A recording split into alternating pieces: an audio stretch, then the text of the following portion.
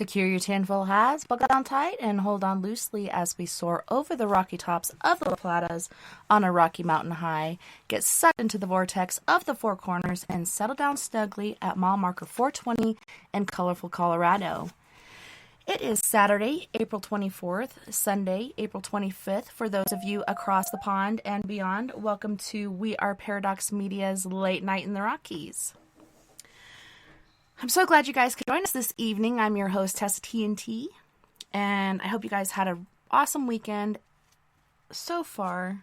Mine's been pretty interesting, stimulating, and we'll get more into that a little later. If you're listening right now, you're listening live at Spreaker.com. You can also find us on KPNL Radio, which you can find at kpnl-db.com. You can also find us on Periscope, Twitter, Spotify, Apple Podcasts, Google Podcasts, iTunes, iHeartRadio, CastBox, Tumblr, YouTube, SoundCloud, TuneIn Radio, Deezer, as well as Podcast Addict. So we had a little change in the schedule this evening. We had Mr. Micah Dink scheduled, and then he said he couldn't do it. And, you know, I'm not holding it against him at all because I did double book the date for him, which is supposed to be tomorrow with him and Bill Hauser. Double booked those guys, so I made the first mistake, and then he couldn't make it for the second one. So I kind of pretty much feel like we're even as far as this whole booking project goes with them.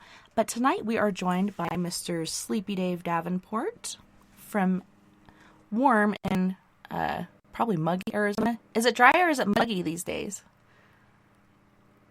90 degrees today. It was hot. I was sweating, and it wasn't muggy to me. It was just hot. Yeah. It's still kind of cool here. And then we have Mr. Jim Morse from the Scotland Isles. How are you doing, Jim? I'm doing fine, thanks. I hope you are doing good too. Thank you. And then we have the beautiful, lovely, and talented Miss Mia Savage. Welcome, and I'm glad you could make it. Super excited. Hey, good to see you guys. Virtually, of course. Right? Welcome back to Virtual Colorado. Hugs. Virtual hugs.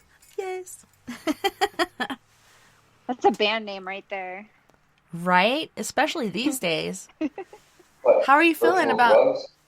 Yes, that too. How are you feeling about the change between, Colorado and Arizona right now? You still trying to get acclimated? It's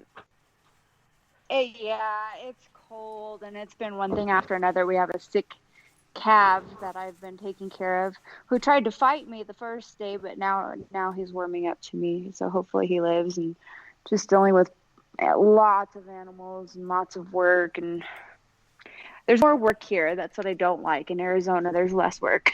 But I like it here better, but it's just, yeah.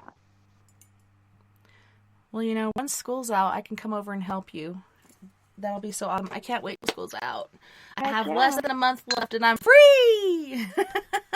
I can get my life back. That'll be awesome. Mm-hmm. Oh, yeah. Well, did you guys see, not trying to be political or anything, but as far as the COVID vaccine, though, they did the whole pause thing on the Johnson & Johnson, then they started it up again, and right away somebody died from it. I mean, this stuff is scary. Like, they have you sign a waiver. People only have you sign a waiver when they know something bad could happen. Mm-hmm. They have you sign a waiver for die-cast sports racing. That should tell you something. Right. Really? Mm-hmm. Die-cast sports I'm being racing. facetious because never. Just look up 3D Bot Maker for the audience to get what I mean later. I'm just being facetious, but it amazes me. Well, let's see. If any adverse reactions happen, or if you die, there's no compensation, but yet people are screaming for white people to make reparations. See, don't get me started tonight. That's almost the vaccine that I got, and I had a friend who is very, very anti-vax, him and his girlfriend. Oh my God! Don't use and that. he got and he's also a hypochondriac, and he got the Johnson & Johnson vaccine. And I'm worried, if anything, he's gonna psych himself out. I wasn't going to get it this year. I was going to get it whenever I have to fly somewhere and you have no other choice, which is probably Can I ask a I'll very avoid as long as possible. Can I ask a logical question? A very, how many people does it take? How many people have to be injured or die before this vaccine can stop? Let me ask this: how many do you have to die for this? Somebody to click in their head, say maybe we shouldn't be giving this thing out. Right? There's too many numbers of people who are dying. Unless they're lying about the numbers about who are dying, just like how they're lying about the COVID. Oh wait, let's not go there. Do you see these kind of worms? It's mind-boggling to me. I work with a person who got the vaccine, but yet wear your mask. Oh wait a minute, you're supposed to be inoculated. Now they're talking about people wanting or having to get the vaccine once a year. I have a story about that. Not to mention. When are people going to wake up and realize they're lying about everything? Well, okay, if you get the vaccine, you can still get COVID. So what's the point? Exactly. And now they're saying that you have to get the vaccine every year. At least I don't know if that's true, but it was one story that I read. Yeah, of course, because there's going to be more strains, and it's no longer going to fight it, and you're going to need the just like the flu shot. And what's going to happen when the body? Very sick. The people who don't take the vaccine, we're still part of their little experiment too, because we're the control group, I guess, as somebody said. I'm staying for herd immunity, really. I'm not willing to jump on that bandwagon. They changed the meaning of herd immunity. Didn't you hear? They changed the meaning of herd immunity. Last year was wait till everybody gets naturally infected, that's herd immunity. Now this year the definition is, everybody has to get vaccinated, then it's herd immunity. Which one is it? This doublespeak freaking Orwellian crap has to stop. We're well into this. See, bad topic. Bad. I'm sorry. It's okay. Well, it is a very passionate subject, and I posted this thing that had Kermit, because somebody's like, post your last meme or meme or whatever you call it. I think it's meme. And so I posted the one with Kermit the Frog playing on his guitar, and it was a song. I wrote the song myself. Shove this motherfucking COVID vaccine up your ass. And, some people laughed, some people gave thumbs up, and there was one person that made an angry face. And I'm like, I'm sorry you got offended that I said something about this experimental vaccine. He's like, what do you mean by experimental? Well, it is because it doesn't go through all the steps that most vaccinations do. You have to have certain test subjects, so on and so forth, and they haven't done it. 10 years of testing. Yeah, this is experimental. If you don't know that, there's something wrong with you. Everybody who's taking the vaccine, you are the experiment. You are the research. Hello? I mean, this is like basic stuff you learn in science in 7th grade, man. So it's... First off, if you were to tell somebody 2 years ago, maybe 10, let's give a benefit of the doubt, that people would be taking experimental vaccines in the future, and then people would be dying from them, but they're still going to take them, people would have said, you're nuts. Oh no, but I see the brainwashing of America has gone quite well. That's why I'm not on the air anymore. It really disgusts me. Does nobody put 2 and 2 together and think about the fact that Johnson & Johnson has been making a killing since COVID came out, because toilet paper, they make hand sanitizer, they make soap, they make cleaning products, and now they create the vaccine. Look at who's winning financially throughout this whole ordeal, and you'll know who the true psychopaths are. Hey, a year ago, I read on the air, this whole thing is an insurance scam. If you go back and look, the whole freaking thing. I'm not saying COVID is fake. What I'm saying is what it's being used for. Maybe it's just a deadlier flame. Who knows? And then let's go back to the CDC's own report. They haven't even isolated the original coronavirus. You see, we can't stay on the subject. It's not good. And too many people, it's dividing the country. And then the racial tensions, put that up to boot. I read a report where the writer emphasized that the cop was white. I'm like, I reread the line without, her emphasizing the cop was white. I'm thinking, these people are just fueling the fire. It's like the 60s all over again. It's just, I've read another there was a report of a black guy, BLM member, put his foot on the neck of a white toddler and said something BLM, and it's not reported at all. That's okay. And then there was another one. Why isn't the media jumping on that? Nope, because it doesn't fit their narrative. Well, they say One person, that the wheel that squeaks louder gets more grease or more oil or not. So that's kind of how that works. But it is very interesting and intriguing. And I did say this years ago.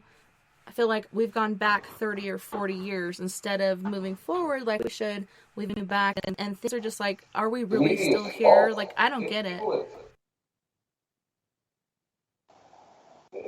Well, because they wanted, all this is by design. When I was reading in the 90s quotes from politicians, from heads of, corporations, how they wanted to divide America, how to bring America, divide America with this thing called diversity. Man, they played the script perfectly. I'm telling people through this, all through the last 25, 30 years, you're funny, you're crazy, it ain't gonna happen. Now it's happening. Now your Illuminati is a household word. Your children know the word. Like 20 years ago, it was just a myth. You see how, it's just, it's the world's totally upside down. But, some people don't even see it. They think it's business as usual on Main Street. And the amount of, you want to talk about paranormal, Tessa? What's going on in the world is the most paranormal thing ever. I mean, the way the people are thinking now. I mean, I had a lady come in today who I work. Have you got your vaccine? Oh, excuse me, what about the HIPAA laws? People have totally blatant disregard for common respect and privacy. It's all gone now with your COVID passports and RFID and your great resets. I don't know. You got to pray. Well, yeah, and then it's like everywhere I look, there's all this talk about nuclear stuff. I know one was a rocket that was nuclearly powered, and then talking about certain countries that have nuclear things that they didn't think they had because it wasn't in their last thing, but then they found them, and the United States or Russia and other people have been talking about it, and then North Korea finally had a good rocket go off, and they're talking about the end of the world. It's the Eagle, oh my gosh, it's Russia, China, and America, basically. The Third World War. It's basically happening right before our eyes. Like, we're getting up there. All these fleets are going out into different places. There's hundreds of thousands of soldiers on certain borders. There's all kinds of crazy stuff happening right now.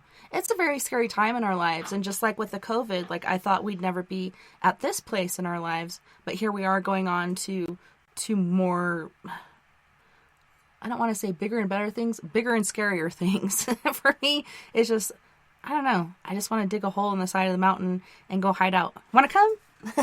Let's go. Yeah, I think a lot of people are doing that now.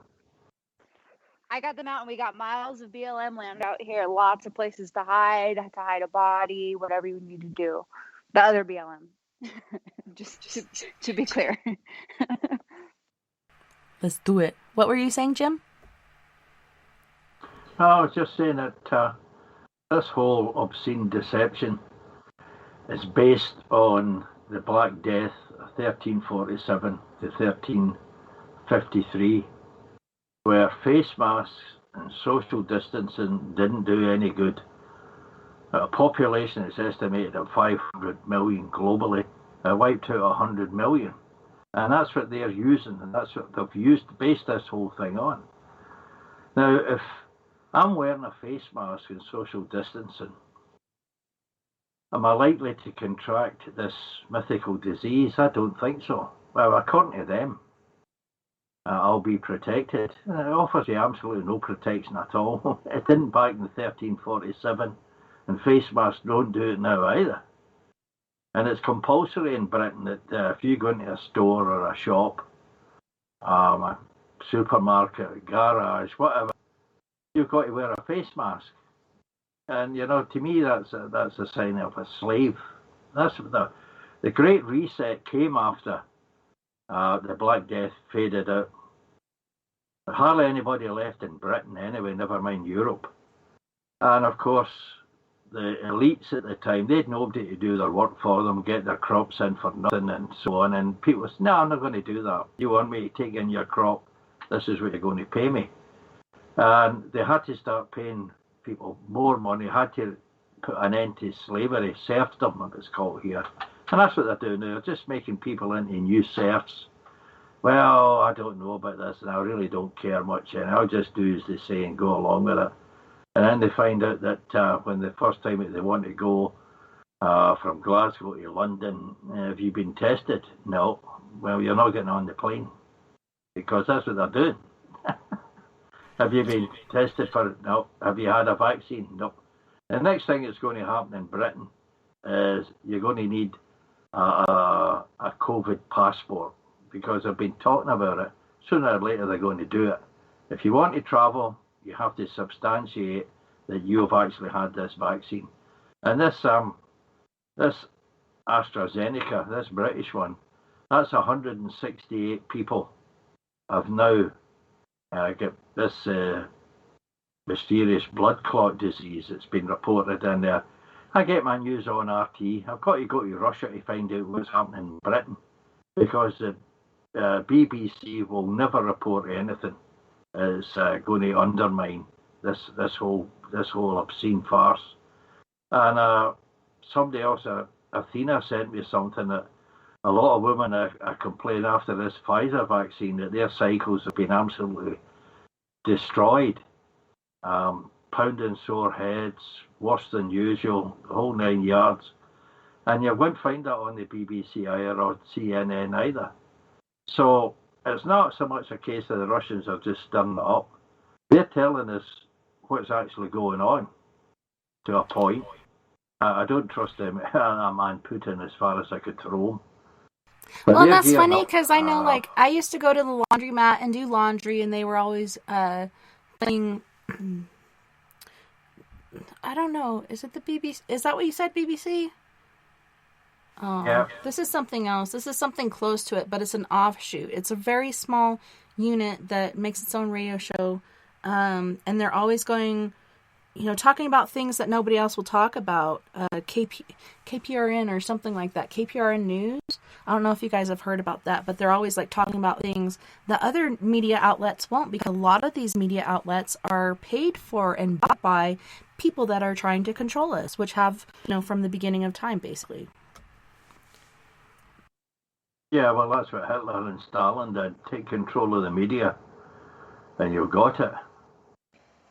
In 1915, they bought 25 of the world's most influential newspapers. That was 1915, J.P. Morgan interests and such. So they've had the media since then. Don't think they didn't do fake news too back then. Oh, they did, I'm sure.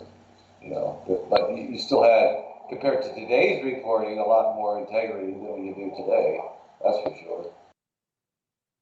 And what you were saying, Jim, about the mask, I have seen that as far as slaves, they used to put them in masks, and they actually had a bit, kind of like a horse and stuff like that. And I see that, but then I also see there's doctors and nurses in the medical facility that do wear masks when they do procedures, so on and so forth, not to pass germs back and forth.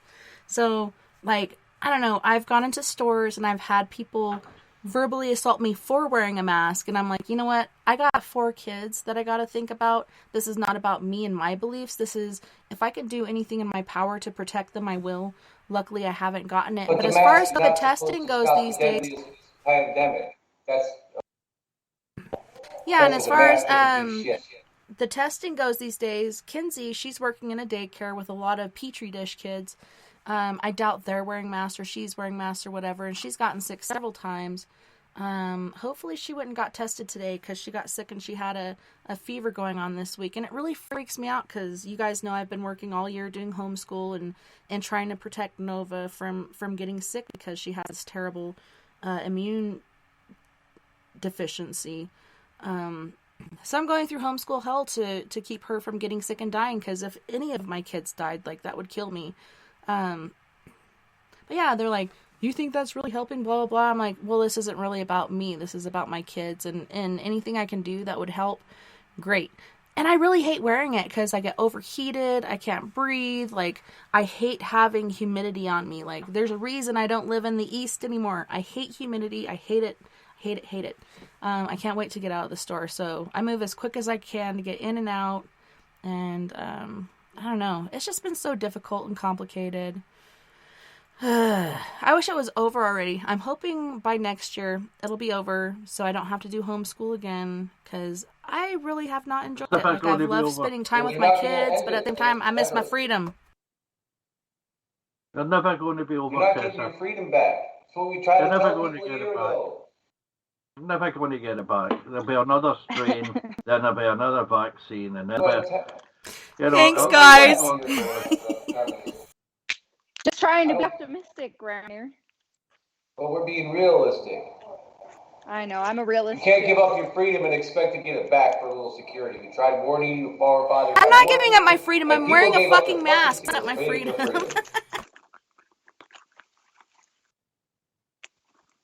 You know, different people have different states on it, and you guys wear a mask. I even, saw you do a video with you and Mel in your car wearing a mask. I don't wear a mask in my car. I wear a mask anytime I go in somewhere. The first reports, they made it sound like that there was a fucking germ warfare in the fucking air. That's the way they made it sound. No, they're like, don't go outside. I'm like, why not? My neighbors live like at least 50 yards down the way. Why not go outside? Outside is good for you. I was victim dumbass to it too, and I'm like, tear this fucking thing off. Stupid. On toilet paper, because a respiratory issue is definitely going to cause you the poops. Yeah, it ends up giving you the shits. Yeah, just so you know. Yay, Robert! Okay, we got Robert White from Australia. Sorry for the tardiness. I was at an Anzac parade. No worries. Welcome. I'm so glad you're here. We're short one person, so I reached out to several people. So I'm glad you showed up, because we were one person short. I'm man. Right. Good to see you. How's it going over there as far as the COVID virus? Like, you guys still got good numbers going on? It's really low, or has it peaked up again like here, or what? Yeah, apparently there's only one virus just recently, just a couple of days back here in Queensland.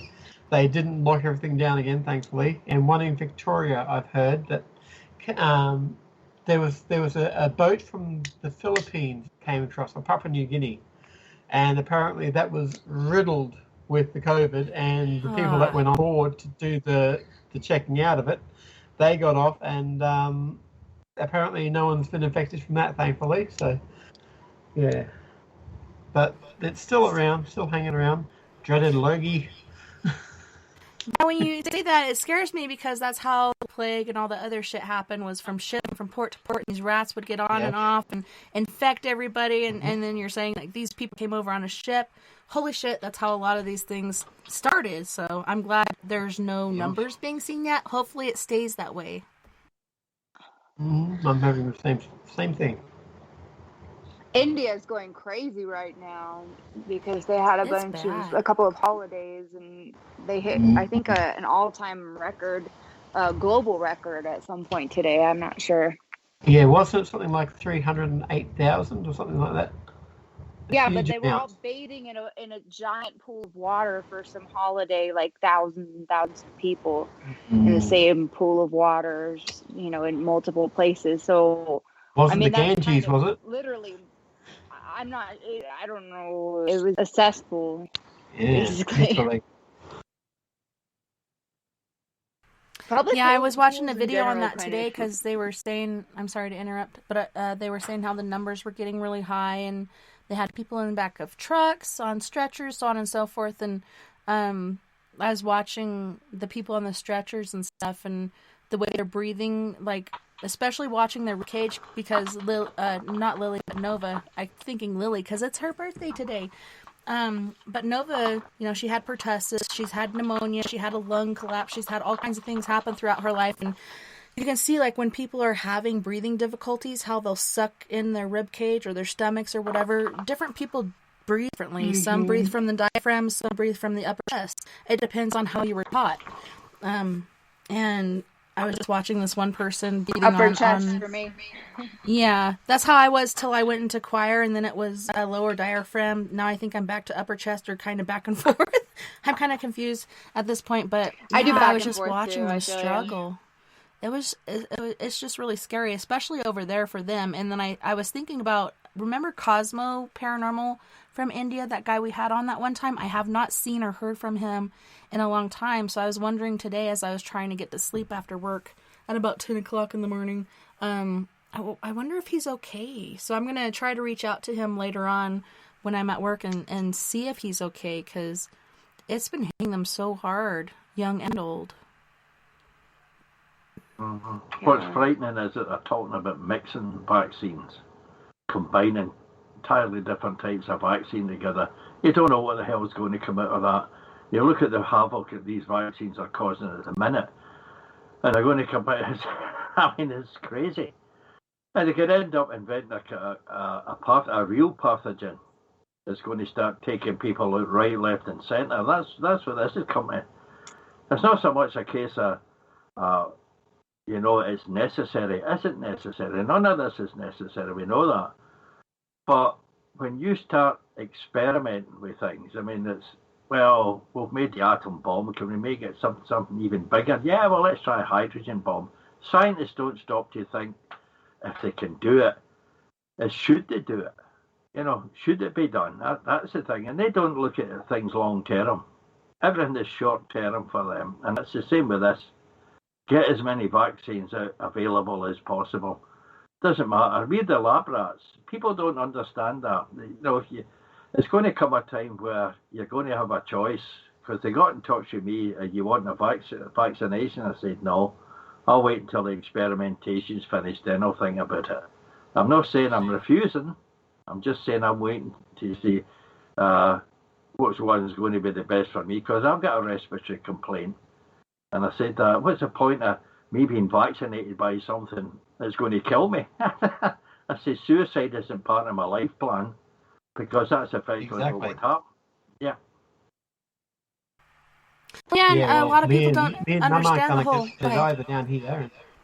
Me and Mum aren't going to get vaccinated because of all what's been happening with the blood clots and whatever, because with the amount of other strains that are now appearing, then, they can't offer one definite vaccine for all the different ones that are coming from all over the world. Yeah. So I'm just waiting for the chlamydia COVID virus to come out. The clapping, watch out! The clapping COVID. Based on the koala bears. Or the kangaroos. Leave it to Robert. We'll be getting the Mongolian strain next. And then the Canadian Hopefully strain. It's delicious. And wicked. Them wicked Canadians. Those wicked evil Canadians. I think they'll blame it on some smaller country. They'll say it's some smaller country strain because they can't really defend themselves and they don't have as much access to American media. So we're gonna have the India strain next. I will bet you, like India or just a small Indonesia, some small country in Africa. It's going to be a good cocktail, okay? Just be prepared. It's you can't turn around and blame China, because China owns half of Britain now. Power stations, manufacturing, the whole 9 yards. Britain's not going to say anything against China. No way. In fact, they're trying to get even more business deals set up and running with them. Yeah, we'll be getting a little red book posted to us. If you read this little red book, this is what you must do. It's like Cambodia, back to year zero. These people are always the same when they take them. When tyrants take over, you get mass exterminations take place. Everybody disagrees with them, whether it's Hitler, Stalin, Mao Zedong, Pol Pot, that crook, Idi Amin in Uganda. They're all the same, no different than them. Their actions are exactly the same.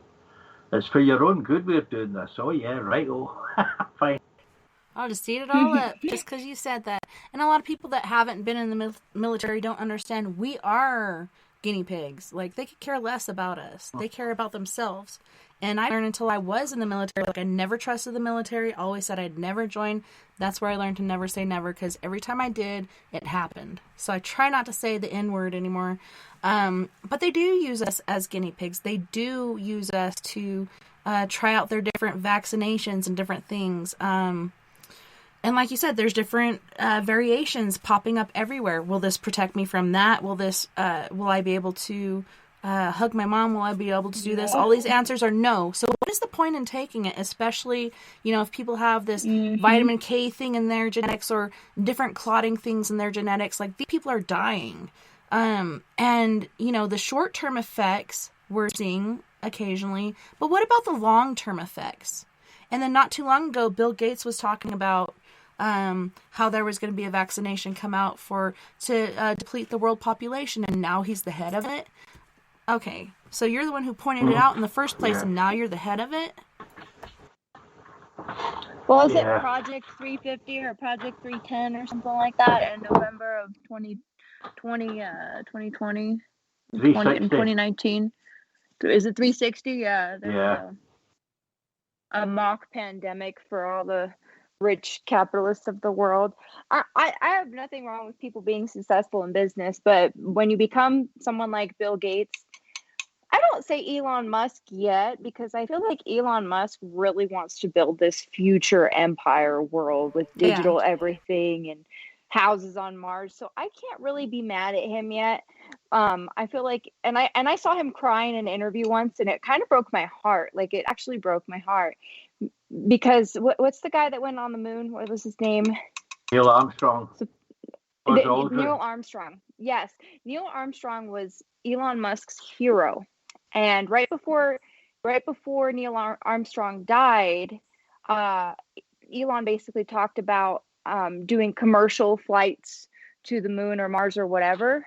And his hero, the reason why Elon Musk pushed himself so hard, basically pooped on him and said, that's a terrible idea. He's an idiot and all this stuff. And he cried, and he's like, he was my hero. He's kind of why I'm doing all this stuff, this space stuff and everything in 2012.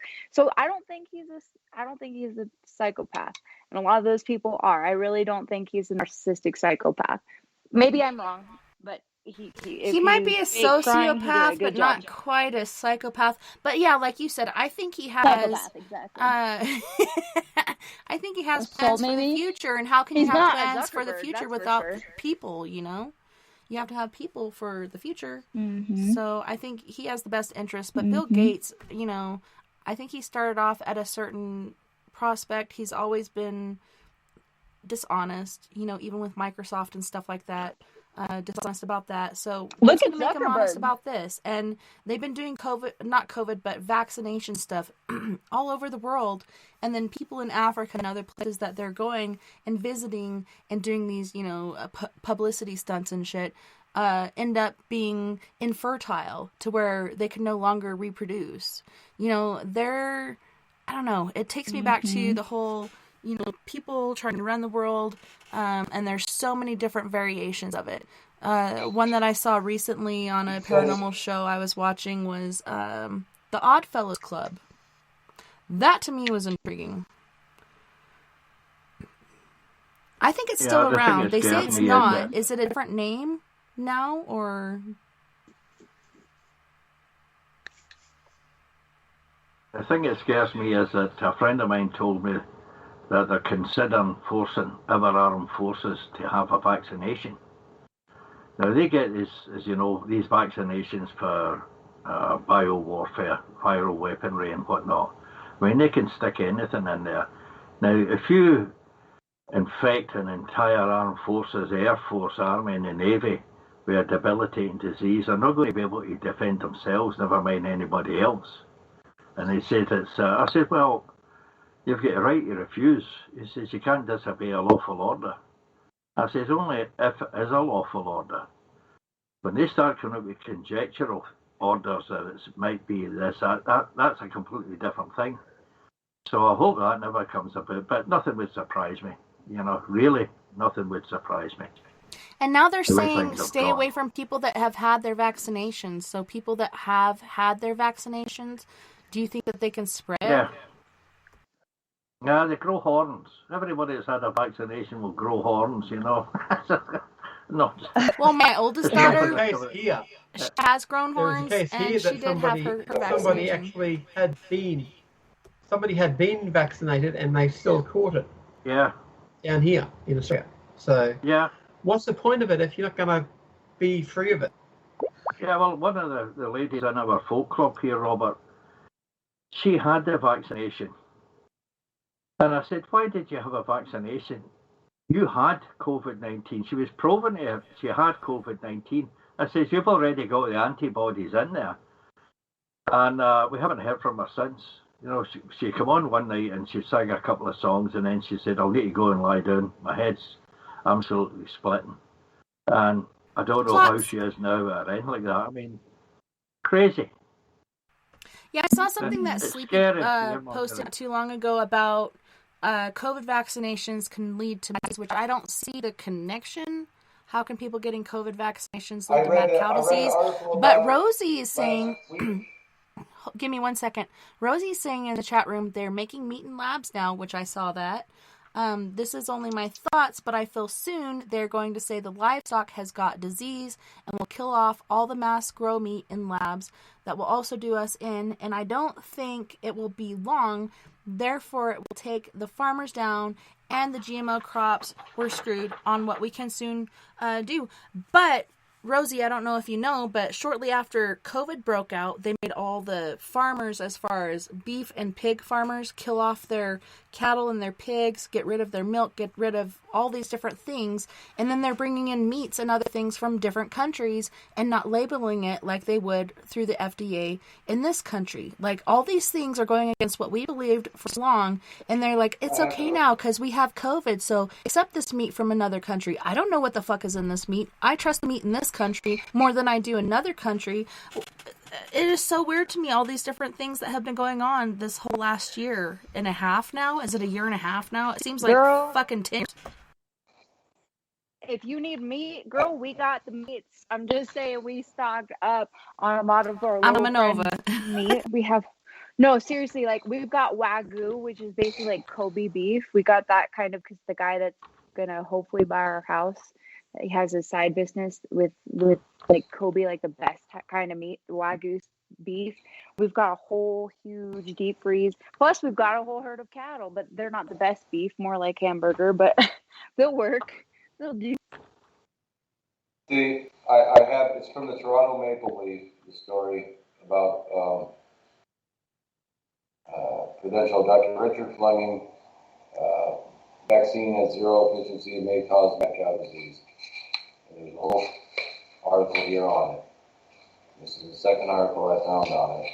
And I think it's kind of funny that 20 years ago, John Tyler was talking about a 20-year gestation period for mad cow disease. Yeah, isn't that funny? He said that mad cow disease could be a real problem in the future, and to watch what you guys eat. He said that was one of the main things that he was amazed that people didn't watch what they ate. And now look at, I'm not saying he's a time traveler, but maybe at best a government insider. But kind of 20 years almost to the month. That was like March 2001 and this April of 2021. 20 years. How many coincidences add up to a fact? I don't know.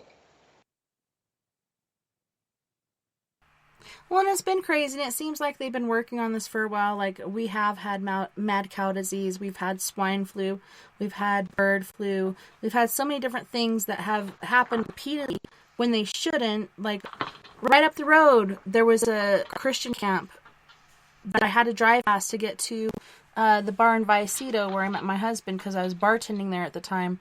And every time I drive by this camp, I'm like holding my breath driving by because there was a breakout of swine flu. Like, how the hell does this happen? Where is this coming from? Like, I don't know. I really don't trust our government. I never have. And then after I joined the government and became a part of the military, after that, I really, really, really, really didn't trust our government. It really freaking scares me. And I do think, stock up on your guns. The hardest part is stocking up on your bullets. If you know how to make them, or you can learn how to do that. Even if it's ice bullets or meat bullets or whatever sort of bullets you can make, figure it out, because shit's gonna hit the fan. I don't know. There's a lot of scary stuff coming to light, and a lot of people don't see it because they're not really paying attention, but there's a lot of stuff going on. I saw, Jim, earlier that you posted about aliens that are invisible that are here in our world and nobody knows it. I actually had, I think it was Neil Robichaux or somebody was sending me pictures of these invisible sort of aliens, and you kind of, you know, when you see a heat wave and you see the waves going on and it makes everything look different. When you look at these pictures, you see that everybody's like, man, this guy's crazy, don't talk to him. Which a lot of things that he says does seem crazy, but he has a point. And these pictures, I could see these invisible critters. My kids have seen aliens and almost been, or probably have been abducted by them, but almost were this one time they remembered. There's a lot of stuff coming to light, and now the government's saying these do actually exist. Like the pyramid UFOs was the most recent one. There wasn't just one, there was a swarm of them that were basically attacking these fleet ships and stuff. Like, there's a lot of stuff happening that our government will not tell us, because look how we reacted to the COVID virus. Like Mia said, we're all buying toilet paper and building fucking toilet paper forts because nobody needs it for their butthole, because it's really not about your butt or your nose. It's about something else. But Johnson and Johnson toilet paper, no less. Yeah. But people freak out, and you know the majority do, but there's a minority of us that understand what's going on, and we've been expecting this, so we're prepared. But there's others that are just like flying off the handle and overreacting, and that's why they don't share stuff with us, possibly, or maybe it's because they just don't want us to know, so they can control us. I don't know. That photo, I'm going to post it, that Jazz took on her camera, a security camera, a bit visible alien. Yeah, that was awesome and scary. I mean, yeah, can't tell me there wasn't something there. It would never have shown up. So invisible aliens, yeah, but you could say they're either aliens or they're around demons. Us. They're demons. They're just in a different dimension. They're in a different dimensional state, so we can't see them with the naked eye unless they come down to our dimensional state or go up to our dimensional state. Who knows? Well, people have talked about demons and angels and such over a long period of time, and now we're at the point where people are saying, are these really angels and demons, or are these really aliens? And even in the time of Christ, when he was born, and there's a portrait painting of Mary holding the baby Jesus, and behind her, there's a war going on in the sky, you know. What's really going on here? Like, I didn't ever see a UFO until I was pregnant with my son. And then my son was born with 6 fingers on his right hand. Back in the day, the natives used to raise their hand, not to say hello, but to see if you're human or alien. If you had extra digits, you were alien. And then, you know, they're telling me about their dream, and it turns out it wasn't a dream, it was a shared experience, because they both were part of it. Like, to me, this stuff is real. This stuff is really happening. And I've always believed in the paranormal because I've always experienced it, and my dad never really did till he got with my mom, and then he did have a paranormal experience or two. But he always believed in aliens, so I did, because my dad, like, was so smart, like Jeopardy smart. He should have been and won Jeopardy, like, several times, but I believed in it because of him, and then I saw it, and then my kids are telling me they're being abducted, or aliens are trying to abduct them, and they're running away from them, and all this other stuff. I don't know, it really freaks me out. Like, what is really happening? And it seems like there's an upsweep not only in the paranormal, but in the alien realm of it.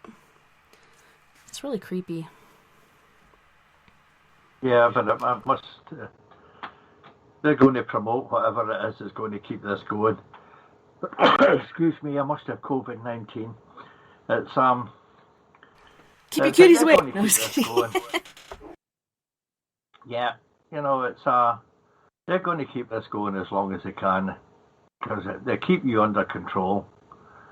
And it's going to end up, I don't know if you remember, there was, I was too young to remember Rollerball, the film that came out. And it's the corporations. You have corporate wars now. And what they do is they settle their disputes in a game called Rollerball, where just about anything goes, you know. They get in there and armed with scythes and God knows what else and all sorts of things. But what you've got now is big corporations taking over control of everything. And Eisenhower warned about this way back in his farewell address to the nation. He says that the influence of the military-industrial complex is increasing, and we can't allow that to happen. Of course, that's exactly what's happened. They got him out, and then Kennedy came in, and they bumped him off because he wasn't going to play ball with them. He was going to do away with secret societies and whatnot. And they got rid of him. They got rid of his brother. Anybody that comes against them, they mysteriously die or are assassinated, or they just disappear. And in Russia, that's what they call the people that disappeared. They showed a picture taken. These people were commemorating these journalists in Russia that had mysteriously died and disappeared.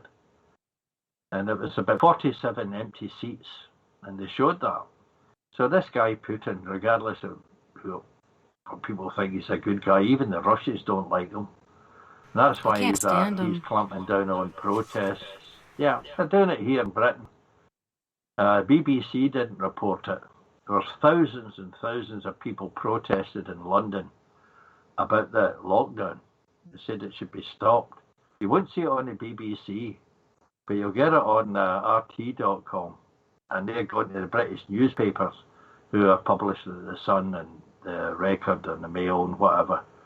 So it's they're never going to let up. You know, it's the Great Reset is just to return us back to a state of serfdom. And the minimum wage, well, here in the UK, I think it's £7.50. Well, no, we're just going to pay you £5. You know, that's it. And people, you get people on unemployment benefits. They're going to suffer the most.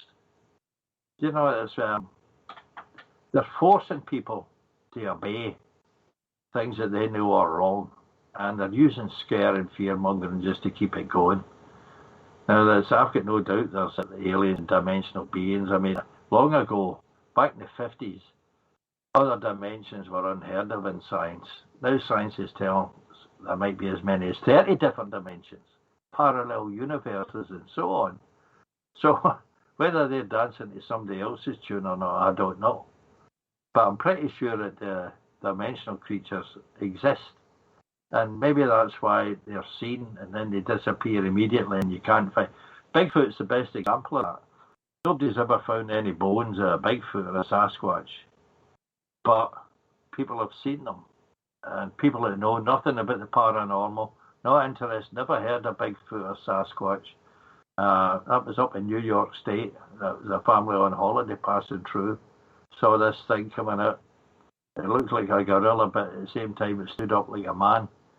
And you got to believe that. You got to take their testimony. I take their testimony as a fact because they didn't go to the newspaper or the local FM station and say, we've seen a big creature.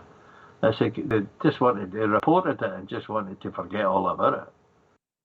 So it's down to about acceptance and belief.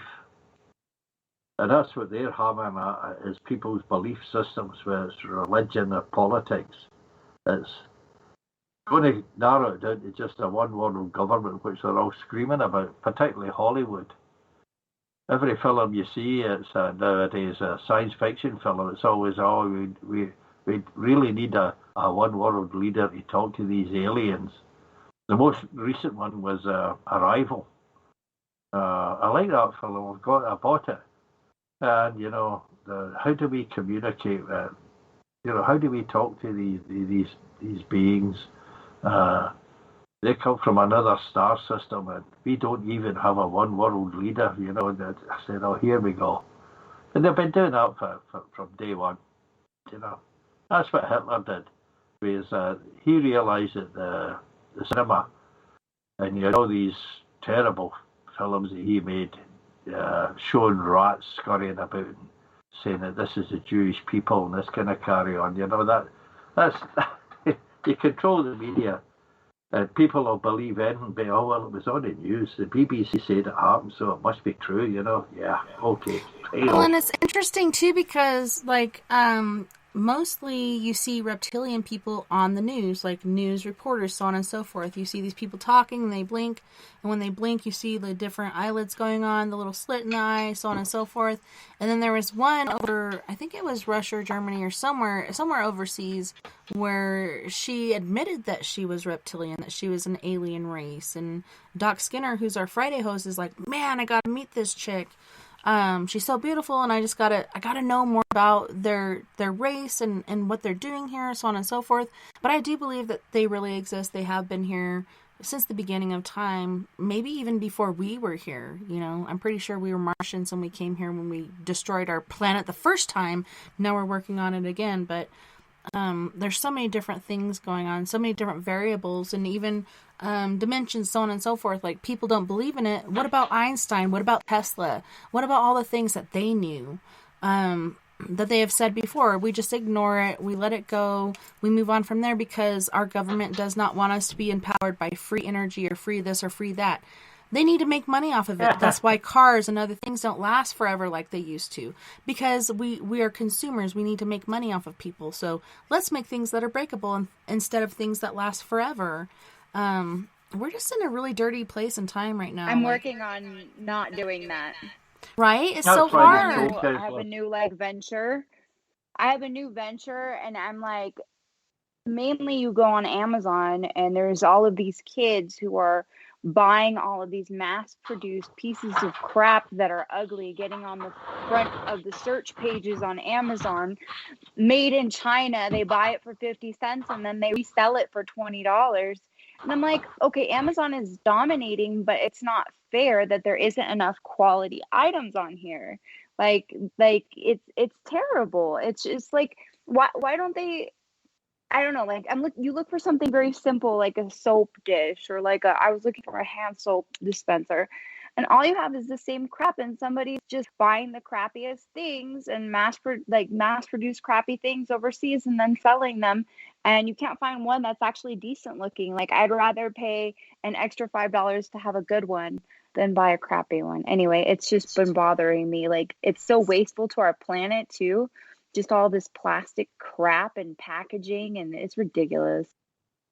Yeah, and this has affected us since the 50s, since we started using, well, it was before that, since we started using fossil fuels, but in the 50s is when they started to see it change our genetics, and, they started testing this in lab rats. But I was watching the Joe Rogan show last night where he had a scientist on, and she was talking about how these plastics and such, or whatever you call them, with fossil fuels getting into our system. Well, this started really hardcore in the early 50s, and it started to cause males of our species to have smaller penises, and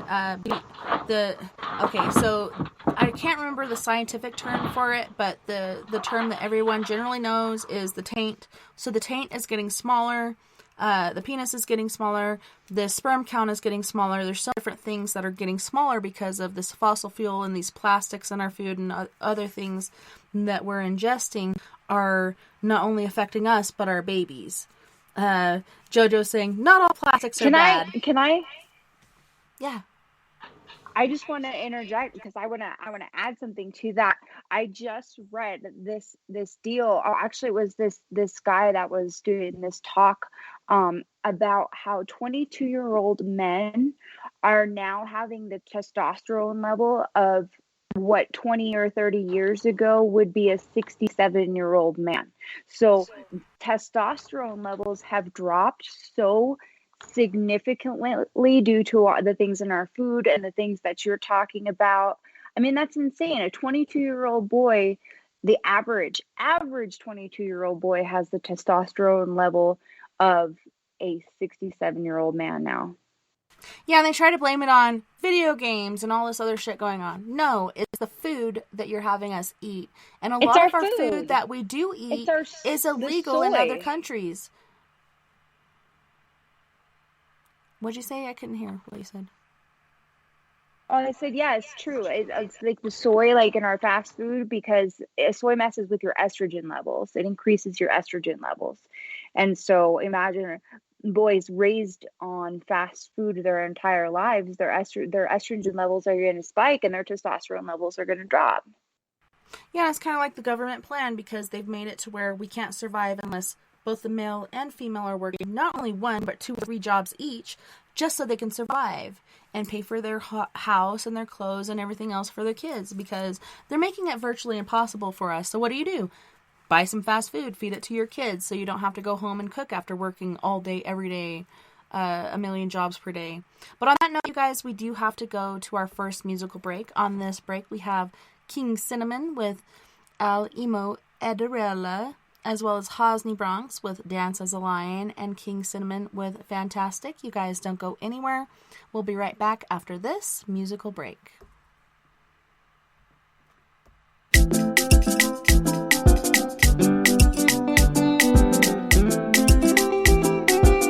We swap on the Kanyi kele Chineke makwa n'ala Imo bụ ndị njem ọnụ. Kanyi kele onye nwụwa ịmakwa n'ala Imo bụ ndị njem ọnụ.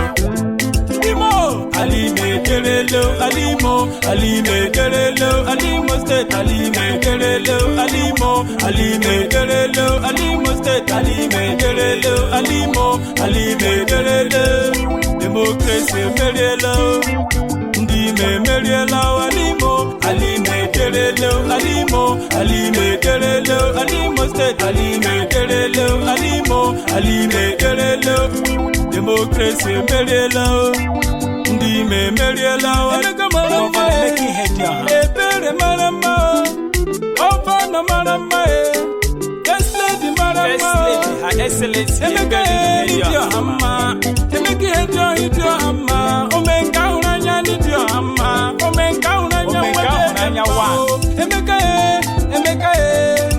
neki modimma emeka neki modimma emeka puta no boy oh yeah umu wa wulenu emeka puta no boy o koma dimma umu we mewe mposo emeka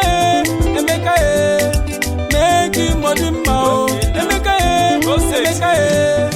neki modimma ndem jejemba nwan jejemba ndem jemano deputy governor Imo State Chirike Gerard Ronna Karaka Wokoma Dimma Porabo Deputy Governor Wele Deregema Alukuta Deregema Alimo State Deregema Ala Nigeria Maragema Onye Jemano Stanley Wamuche Karaka Stanley Onye Babamba President Good Life Foundation Shirike President General Senate Group of Companies President General Financial Matter Karaka Alo Were Deregema Alambise Deregema Alimo State Deregema Ala Nigeria Maragema Onye Jemano Franklin Neji Shirike Mebe Arabido Hotels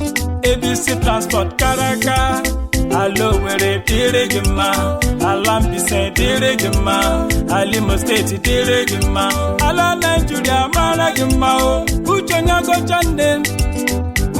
go chande Honorable Wokoma Dima Onye hụrụ na keleli ya o ma wugi ye otufurago ginando tugio ma wunule njiji gari jinala Imo State yo ma wugi ye ginando tugio ma wunule mini gari zonala Imo State yo alo were deregema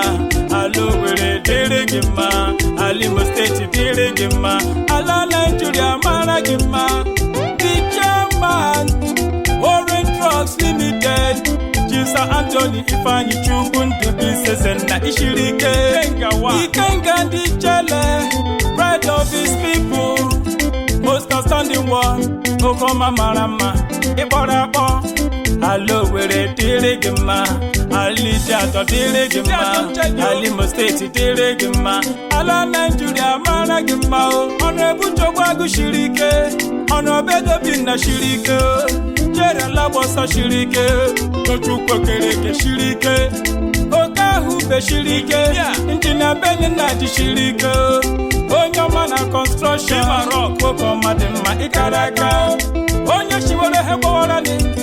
Dejebu imarama o, wokoma dejemba o, wokoma dema ikaraka.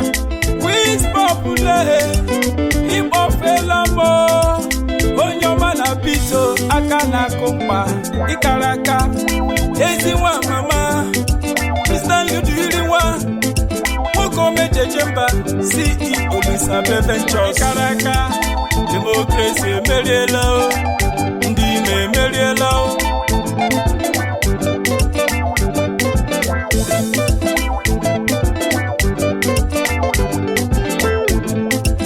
Democracy merielo, ndime merielo, alime gerelo, alime gerelo. Thank God I'm from Imo State. Emeka has come to rejuvenate. Imo State, make you jubilate, make you celebrate. Emeka shikwen be say, this one no be say them say. Emeka has come to rejuvenate. Imo State, celebrate, make you jubilate. Ala mekele His Excellency Achikudenwa. Mekele kwa His Excellency Dr. Hakim. Yemaka Right Honorable BDK. Mekele kwa Right Honorable Jones Oyereri. Ala mekele Senator Onyebuchi Mr. Empowerment. Mekele kwa Right Honorable Emeka Chinedu. Umo mimo lowali bia na limo. Alima Dilama. Cliffito.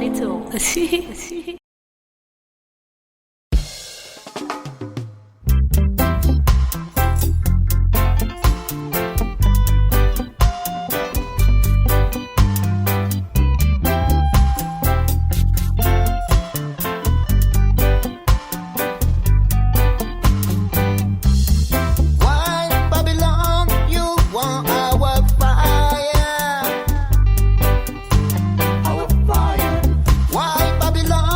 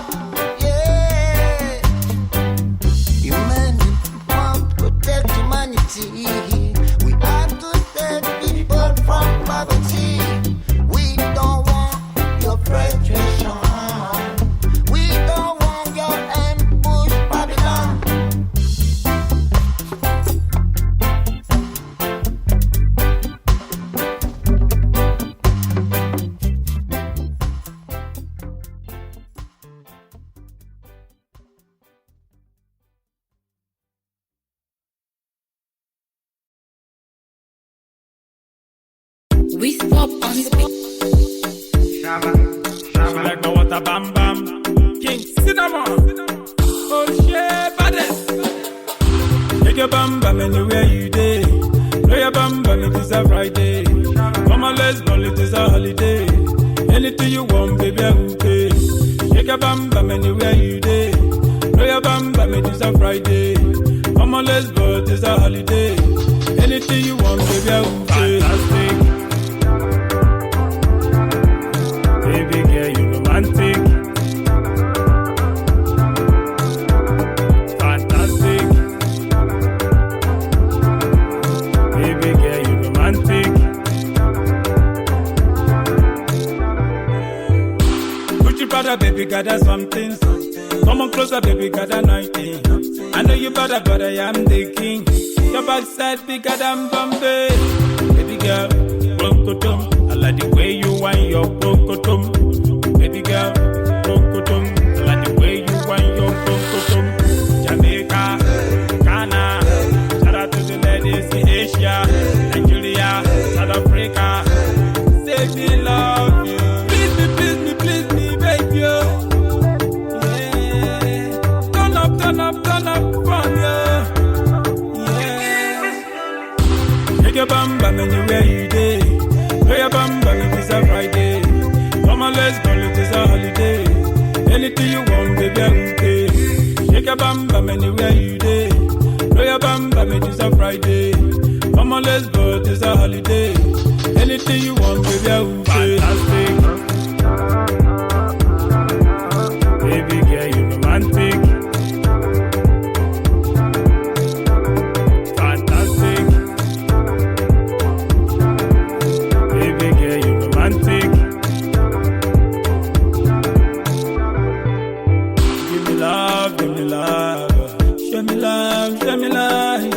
Give me love.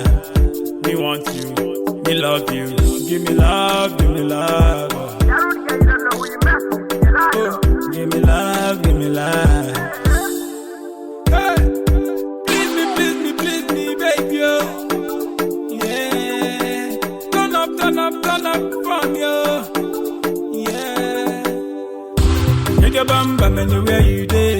Play your bam bam, it is a Friday. Come on, let's go, it is a holiday. Anything you want, baby, I will pay. Shake your bam bam anywhere you day. Play your bam bam, it is a Friday. Come on, let's go, it is a holiday. Anything you want, baby, I will pay. Fantastic. Baby girl, you romantic. Fantastic. Baby girl, you romantic.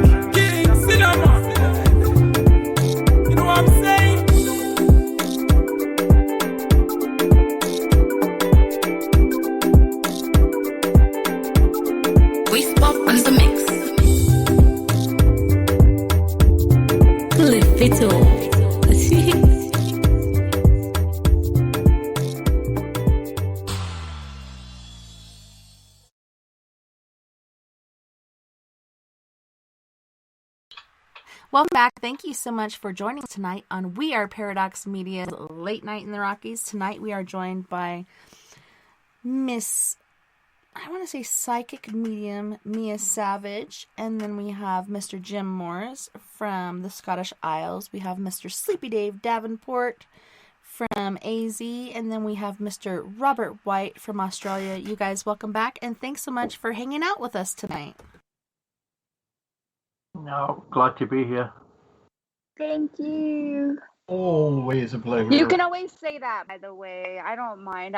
I think about it and I'm like, I was just talking to dead people yesterday. I guess you can say that. I had a really cool couple experience. I was surrounded by them last night and today. I was just saying I was surrounded by them last night and today because Anzac Day happened today. So all the diggers and the war veterans from there's no more left from 1914 left. They're all dead. But the ones from the other wars, they're still around and they're keeping the memories alive. And being at the event today, it's like you could feel the ghosts that were there from all the memories. So whether they were manifesting from the memories or they were actually there because of the people that were all gathered in one spot, I'm not sure, but you could definitely feel it. It's both. It's the people because they're around their loved ones. That's why I don't like to go in public. I don't even like to go to Walmart because it's not just the people in Walmart, it's everyone that's there that you can't see as well, and they're not always friendly.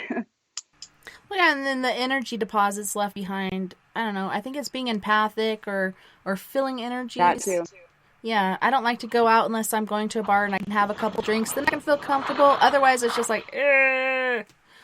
It really stresses me out. And it makes me feel bad. Like, I don't know. I'm generally not an anxious person. I'm generally free-flowing and easygoing. But when I'm around a lot of different energies, it does stress me out. I get anxious to the point where it's hard for me to breathe.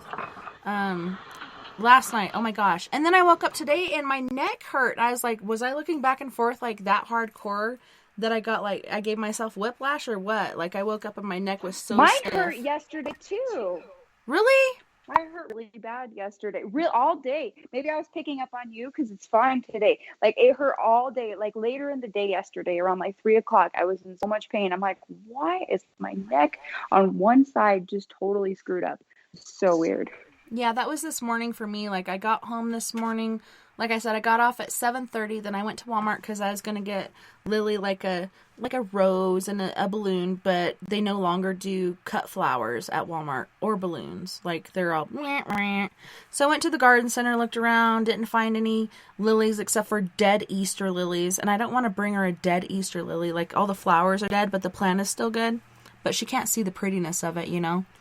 So I ended up getting her these cool little unicorn eggs. So it's an egg with a unicorn horn on it. And then you open it up and it's got little unicorn critters on it and hearts that you can put on different ones of these critters. It comes with 4 eggs, so 4 different critters. And then I got her a tiara because it is her birthday, even though we're not celebrating it till Monday, so she can have a full day to celebrate. And I don't feel like a bad parent because I'm sleeping all day, then doing my show, then going to work. But she got a lot of cool little interesting little presents today, and I don't know. The world is just weird anymore. It just seems like it's not normal. It's Abby normal. Paranormal. You know, I think of paranormal, when I think of paranormal, I think of fun. Because for me it's fun, but this sort of paranormal is no longer fun. They ruined my favorite hobby. It's sketchy.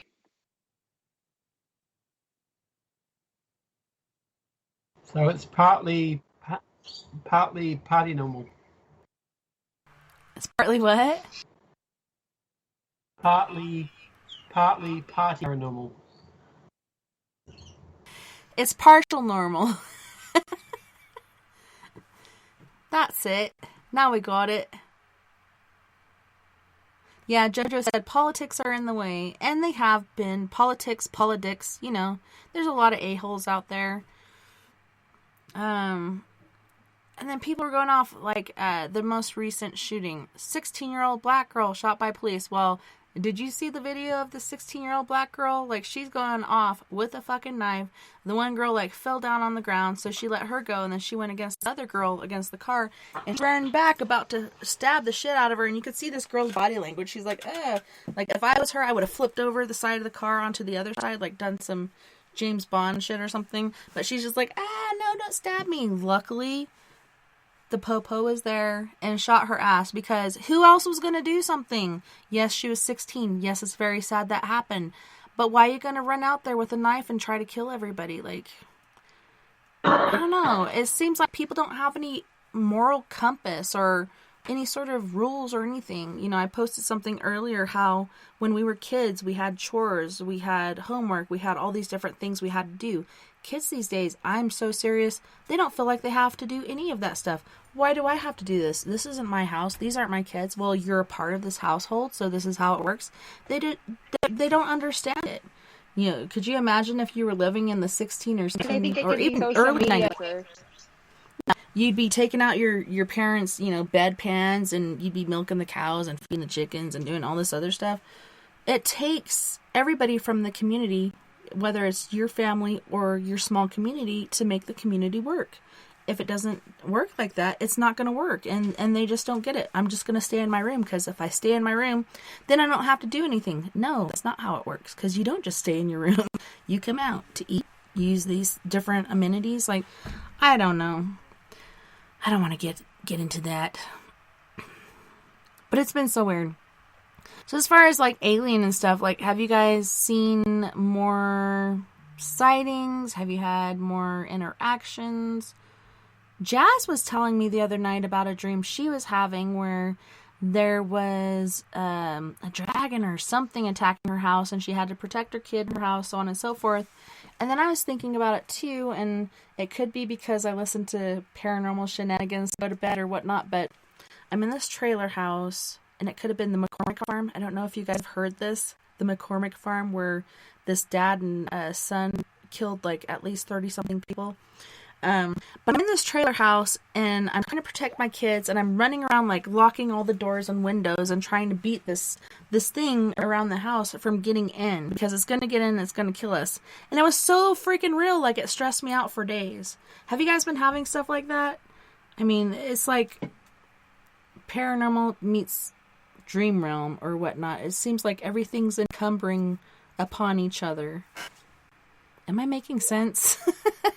Do I need more sleep? Yeah. Never. I had a dirty dream about Slash from GNR. That's about it. It was awesome. Yeah. I didn't even know like that I had a crush on him. Apparently on the astral level I do. Well, just watch out, because you don't want the Hep C.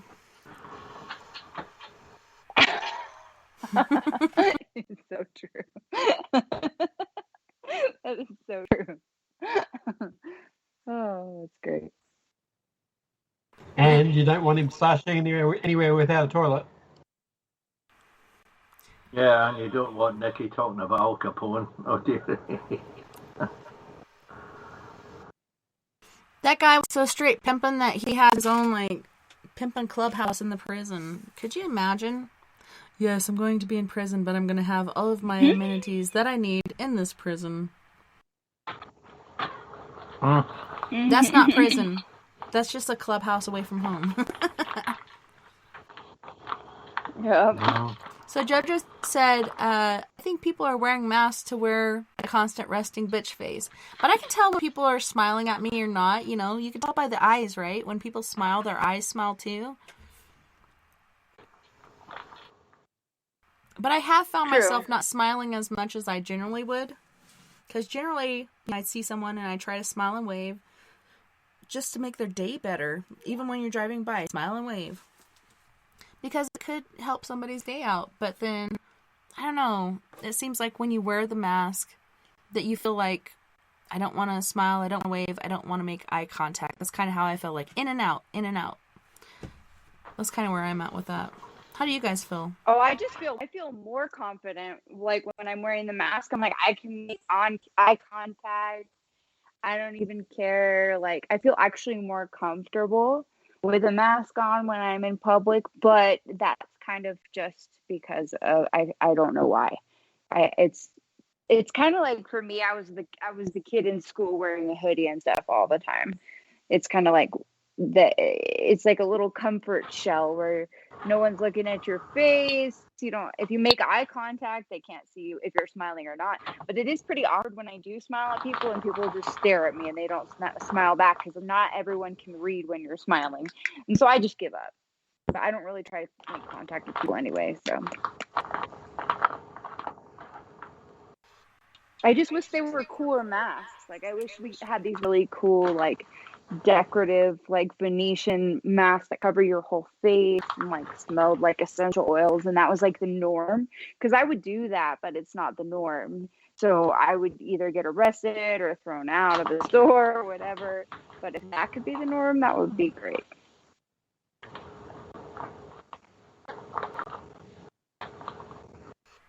Jim, Robert, Sleepy? Anyone? Yep, I'm here. Robert's turned into an alien. I don't see the antenna, Robert. You've got your dealy boppers on as well.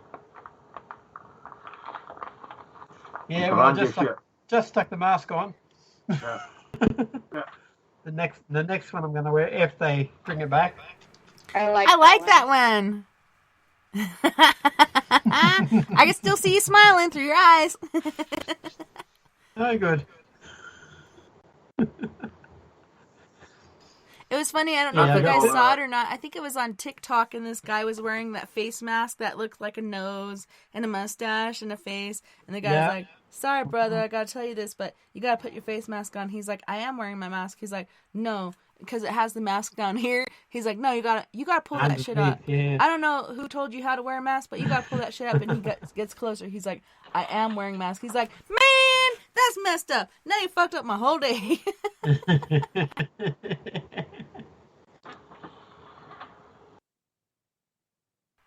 That's pretty cool. That's kind of like a Mortal Kombat mask, but camouflage, Robert. That's pretty cool. Well, this Yay. one's more for paintball. That's what they were selling it for, the paintball masks. And I saw That's it there where and I I've thought, seen that before. yeah, I'll get I one of miss these. paintball. That is a good social distancing thing. Maybe we should start doing that again. We could shoot people and feel better about ourselves. Yeah. It's just paint. Yeah, it hurts a little bit. It'll leave welts, but you'll live. Depending on how far they are away, yeah. I've seen they have these rec rooms where you just go in and destroy things. I want to try that so bad. I think that would be so fun. You just go into this building and it's Get a only like sledgehammer. one person. Yes, you get a sledgehammer and just break TVs and glass Plates and whatever glasses you and yeah. just throw things around and just break stuff. I mean, you could probably go to like a dump and do the same thing, but not as sanitary. I was thinking about that too, like the sound of breaking glass is so therapeutic. And I was thinking about that earlier today when I'm trying to get to sleep. And I think about all kinds of different fucked up things. But I have these different window glass breakers that I bought. And I bought it in a bulk of 5. And I gave my daughter a couple because she lost a couple of them. And then I still have a couple around the house. But I was thinking about that earlier, going to the junkyard and breaking glass in junk cars. You want to go, Mia? We should go. Oh my gosh, yes. When? Anytime. I'll do it. I'm That thinking sounds Monday so or fun. Friday. Let's I'll do bring Friday. like a BB gun too. Oh, yes. I BB wanna gun bring, like, and a glass regular breaker. gun Where you because I could feel like we could get in physically do it with trouble, your but hand, yeah. and then you can do it with a BB gun too. Vern and Floyd actually went with BB guns, and they were doing their initials in windows. So Floyd did the V for his dad, and then Vern did the F for Floyd, but they both felt better afterwards because they got to put their initials in the glass. And it's a good way to, I don't know, like gardening and working in the yard, so on and so forth, is very therapeutic. But so is, like I said, breaking things and the sound of breaking glass, especially in these days when times are so stressful. You know, Limp Bizkit, you know, I just want to break shit. That would be so fun. We should do that and do like a Facebook Live so everybody can enjoy. That would be so nice. Anytime. You know, my mom and I, when we were going through a lot of crazy stuff, haunted houses, crazy, I don't want to say demonic, but all these crazy things that were going on, we would go to like a river and throw rocks into the river. And each rock that we threw, wow, I just got a weird deja vu. Each rock that we threw was like a problem, a worry, something that pisses us off or stresses us out or, you know, upsets us. And each time you do something, you have like an intention. And the intention is to destroy. Just destroy it, eliminate the problem, eliminate the worry, eliminate whatever it is. And it works. I swear it works. Destroy! Robinson family! Destroy! Yeah. Warning, Will Robinson. Warning. Steve Brombo over somewhere on Restream was saying, have you noticed a proliferation of shadow people lately?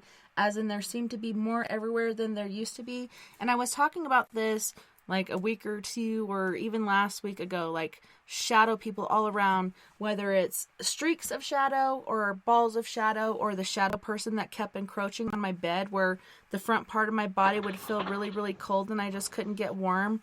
And then last night being on the job, just seeing them everywhere. And it was weird because it wasn't dark. Like, they kept the lights on at the weirdest hours. They turned the parking lights off and had the lights around the buildings on so I could still see. And then at a certain hour, they turned them back on right before the sun came up. And I'm like, man, the schedule they have for the lights is really weird. But, like, everywhere I look, there's shadow people darting around. And this is Animus City, not Durango. It's Durango now, but used to be Animus City in this certain area. And they took this place apart and restructured it with the old bricks and stuff.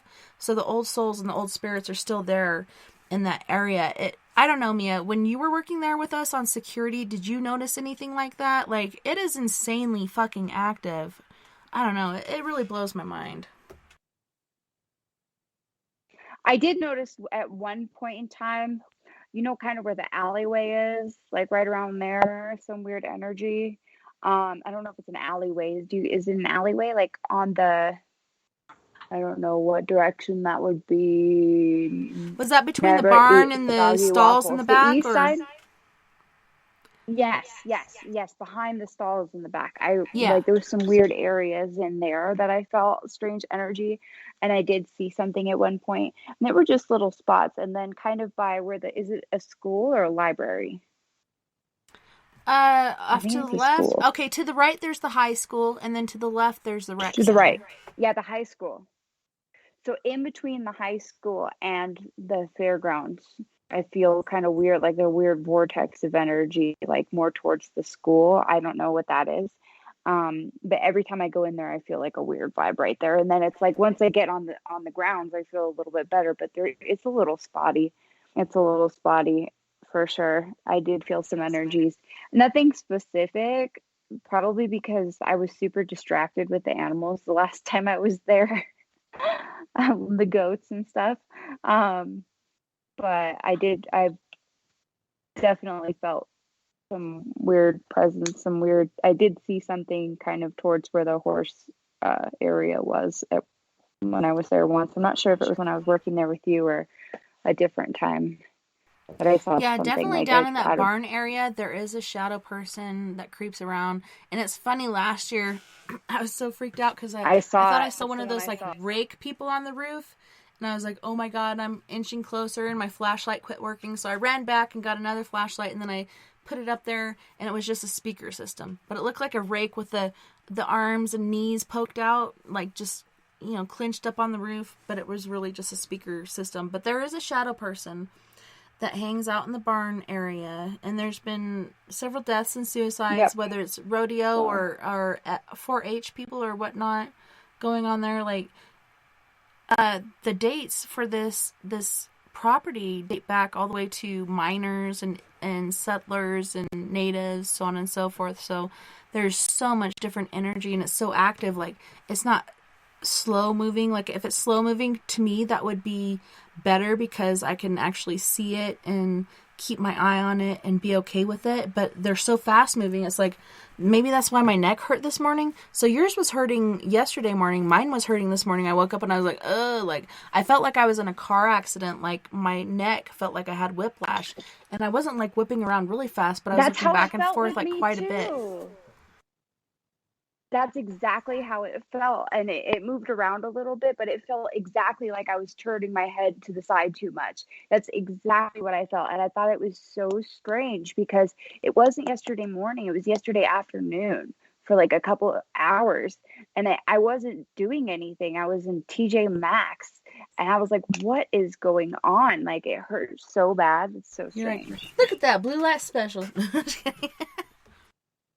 Right. All right, so I haven't heard anything from Sleepy lately. I don't know. What else can we talk about? Like, there's so many different things. Disclosure. Now the government's like, yeah, this really happened. So, like, they don't even care anymore. They're not going to disclose anything. They're just going to keep it going. I mean, I heard in 1973 we were told that they're going to, the United States Air Force is going to release information and so on. And it was reported in the Flying Saucer Review at the time.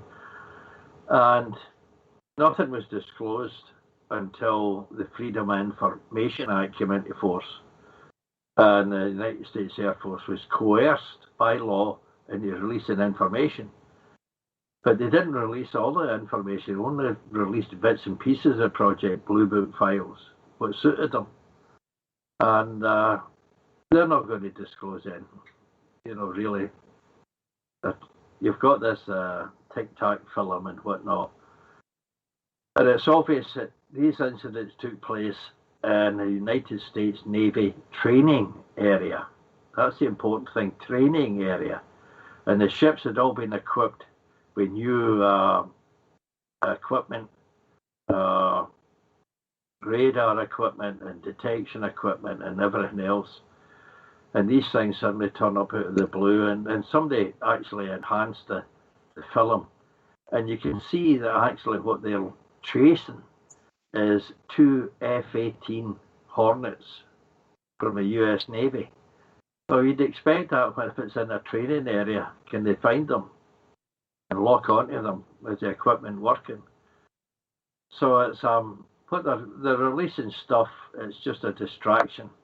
The important things are never going to release. You're talking about the shadow people there, Tessa. Sooner or later, the shadow people are going to manifest themselves. When, I don't know. But that's the time to start last 3 worrying. months. It's been pretty heavy. It's going to come out. No, but you're going to see them for what they really are, whatever they are. Interdimensionals, aliens, demons, whatever, I don't know. But it's going to come about anyway. And what they're trying to do is they're trying to deflect public attention away from things that by law they must disclose, and they're not going to do that. They just say it's an interest of national security. We're not going to reveal the information you ask for, because lots of UFO researchers have been got in touch with the Air Force, the government, and the Freedom of Information Act about specific UFO events, and they would not release anything. Say we don't have anything on file. Of course they've got it on file. Everything was reported on file. Major Donald Keogh, he stated that he spoke to several people that worked on Project Blue Book, and it was to take in the reports as they came in. And he said that they said they've got 701 unknowns. He said you can multiply that by 3. He says because we were told, don't log that, don't log that, don't log that, don't log that report, don't log that. Now, it's impossible for them all to be United States secret aircraft or anybody else's secret aircraft. And I've known this for a long time. So disclosure, I'm sorry, they're not going to disclose anything. Yeah, I think they're just like admitting to things that are out there, like, you know, the whole pyramid UFO thing. And it shows one, and then you can see like lighter ones in the background. And they're like, it wasn't just one, it was a mass of them, and they were basically swarming these fleet ships. I think they're only admitting to ones that have been leaked out. Otherwise, they're not going to tell us. Like, they're just admitting to ones that have been leaked out. And, like, disclosures have happened earlier. Like, most disclosures, they'll say, yes, here you go, here are the reports, and most of it is blacked out. They won't tell you anything. So that, to me, is not disclosure. Unless you're telling me everything, that, to me, is disclosure. If you're not, like, we're still playing the same game. And the government, you know, yes, they're trying to play mom and dad or whatever, but seriously, we need to know this. Like, this has been happening for centuries. We need to know this, because I think it's coming to a head. I think a lot of stuff is about to happen on so many different realms, especially with the Third World War coming. I don't know. I feel like it is going to happen. I don't want it to. So, Mia, how about us? We're going to dig a little hole. We're going to dig a big old hole. We're going to live in there. Let's do. I know a good excavator worker that can do it. We can make Actually, it home. I already have a place. We have a giant hole here. I probably shouldn't say this. It's a wash. It goes for a long time. It's basically like a giant. It's probably about 14, 15, maybe like 16 to 18 feet deep, and it goes for a long time. It's like a long, and it's about maybe like 10 feet wide or a little less, and then 16 feet to 18 feet deep. My math is probably terrible, but anyway, it's big enough for us, and it goes for quite a while. So we already have a giant hole. All we have to do is figure out how to make So a is this a roof, wash? and Is we're this good. where We'll water just put a washes roof and through? some Should we find dirt. an upper ground to dig out and have this wash for water, or is this where water works through? Like, We'll just when you create say a dam. wash, You're right. Technically, that it is. We don't get any rain though. I mean, come on now. I've never seen it filled with water in 5-6 years. So never never say seen never. water in the wash. True. Good point. But we also have a house and son, so Right? maybe we'll be okay. Jim, I Maybe saw we'll be all right. recently there was a castle for sale over there, like an island with a castle over in Scotland for sale for $100 and something thousand. Is that seriously happening? Yeah, oh no, it's for sale. I checked it out. But the I'll take castle it. itself, it's just kind of rubble. I don't know, the walls are still standing, but that's about it. But you've got your own island to do what you want on it, and you can pass your own COVID laws on it as well. It doesn't apply here. This is mines. Make it the WAPM Island. Yeah, we could Let's make it the do it. WAPM Island. Yep. But You want to do it? Let's do it. the castle was built in 13th century, so it's 1200 AD. It was just like a tower as a guard point, for any ships coming in, particularly the Vikings, who were a pest. And it was added on to, and then it fell into disrepair, and the landowner couldn't afford to keep it going, so now that it's for sale. Pretty neat. If I had the money, I might think about it myself. Yeah, and it didn't seem like a massive structure, but it was its own structure on an island, so you have your own island, so you have your own rules. Yeah. That's pretty cute. Mm-hmm. You So need to win the Rosie- Euro lottery. Right? Rosie was Yeah. saying if the aliens are teaching NASA what they know as what was once said about Area 52, if that kind of info was to come out, will be interesting. I googled that the info is to come out in January. I don't know. I found it interesting. My kids, like, everybody's sleep schedules are messed up, and my kids' sleep times have been getting later and later and later, no matter what time we put them to bed. But we're trying to put them to bed, and the other night, the whole SpaceX shuttle liftoff was happening. So I had her watch it with me because she's never seen a live space liftoff, and so we're watching it, and it's a recycled rocket. So I was so scared inside, and when I'm talking to her, my voice was kind of high pitched because I'm feeling emotional because I'm so scared for these people being in this recycled aircraft, and I'm afraid at any moment they're going to blow up. But they made it, which was amazing to me. But they were talking about using liquid oxygen. Is that for fuel or what? Were they using liquid oxygen for fuel? Yeah. And when exactly did liquid oxygen begin? I've never heard of that before this time. Yeah, well, they've been using liquid oxygen since the B-2 rockets, the Second World War. Liquid oxygen and alcohol. And they're talking about methane now. And that was what that one that blew up, that Elon Musk, whatever it was, it blew up. It was trying to use methane as a propellant, and that was the reason why it went up in the air and blew up. That's okay as long as nobody's aboard it, but That was a liquid oxygen. That was Dr. Robert Goddard, United States, developed all these liquid fuel engines way back in the 1930s. The US government wouldn't take it up, wouldn't put the money into it.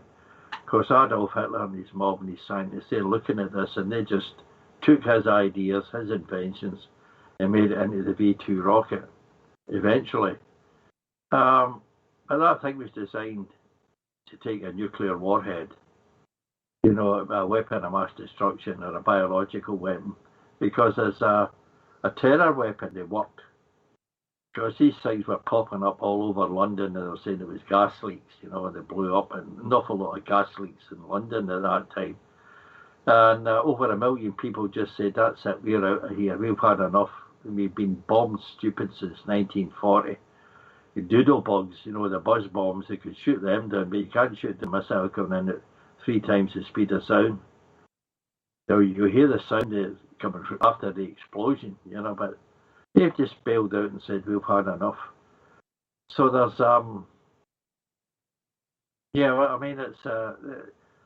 he's talking about colonizing Mars. You've got to get, once you leave the Van Allen radiation belts, you've got nothing to protect you from the sun's radiation. And it's going to be, 3 or 6 months journey time to get there. And it was Dr. Corey Musgrove was interviewed about this when they were talking about training people for Mars missions.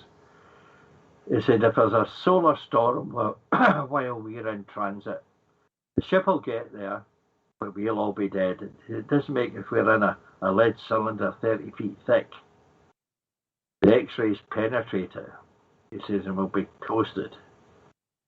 So it's, I don't mind them sending machines to Mars or anywhere else, but when you start talking about people, it's a different ballgame. But then that's the human spirit. Yeah, well, I know there's a risk. I know I might not come back, but I'm going to do it anyway, Probably somebody told Christopher Columbus, look, you keep going, mate.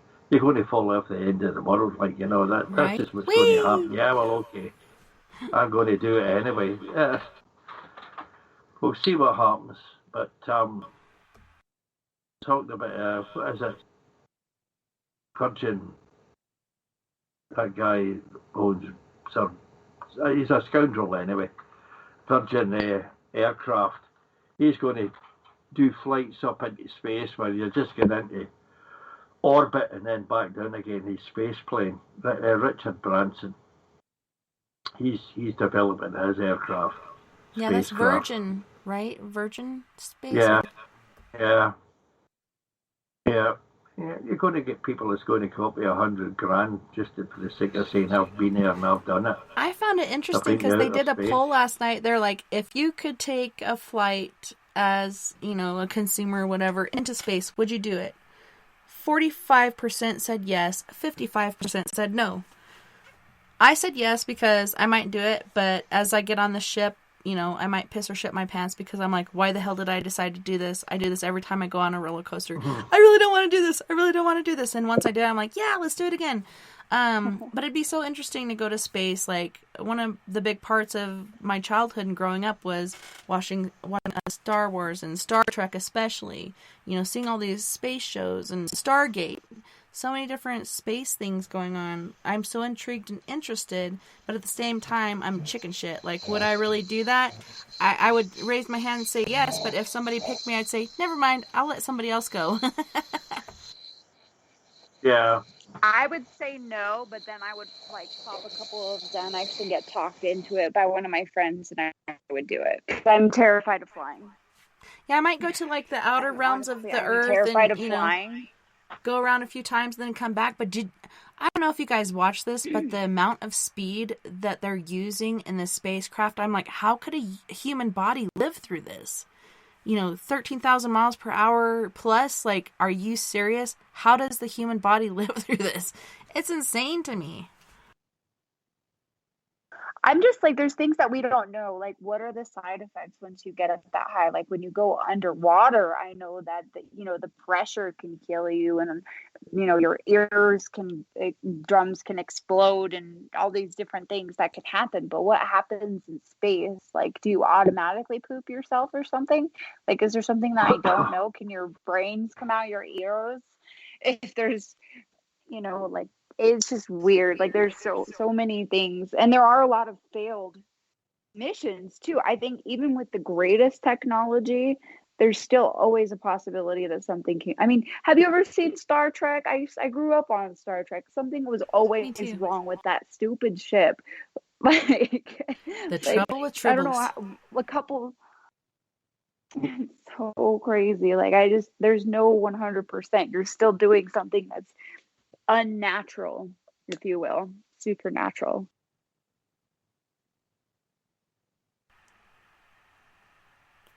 Is Sleepy still here? Or maybe it is natural. Oh, where did everyone go? I think they went to dinner. So supposedly this moon. No, I'm here. What? Go ahead. No, I said I'm here. I had to wait. My babysitter, the ride got lost, so I had to go find them and guide them to. Because where I live is kind of complicated. You know how the Phoenix apartments can be, Mia.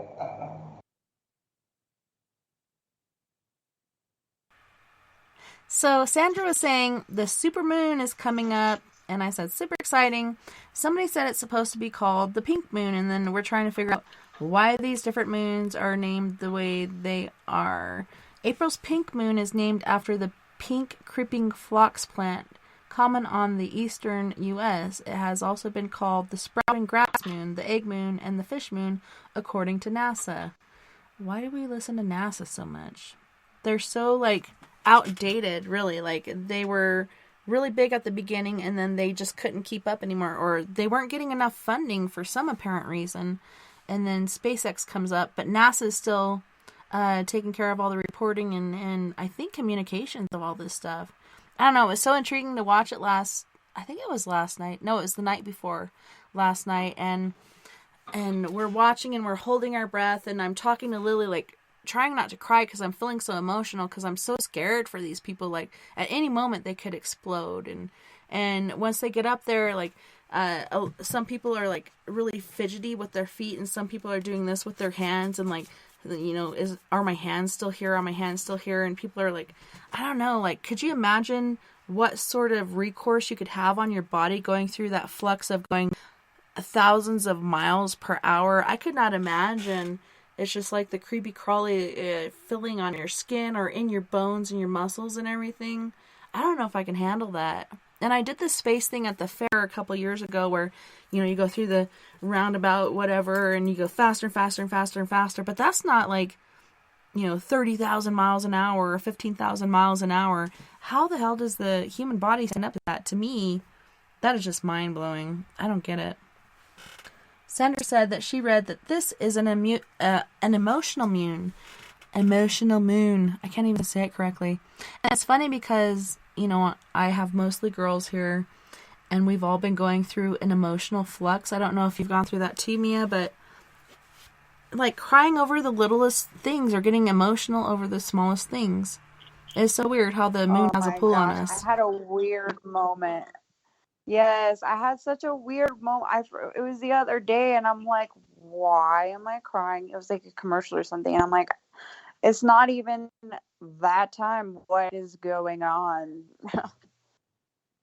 What is happening? To quote Hicks, Robert White, to quote Hicks, aliens, game over, man, game over. I want to hear it from Robert.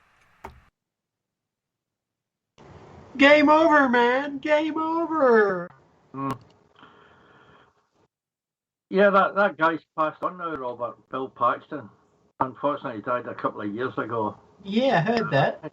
Yeah.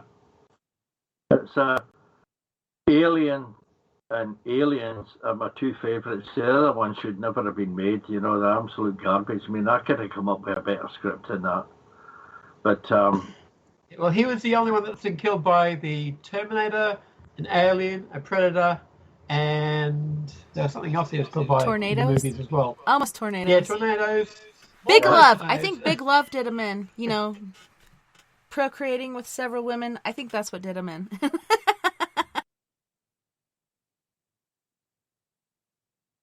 Bill Paxton was always so cool, though. I don't know if you guys feel that way, but it was so easy to relate to him.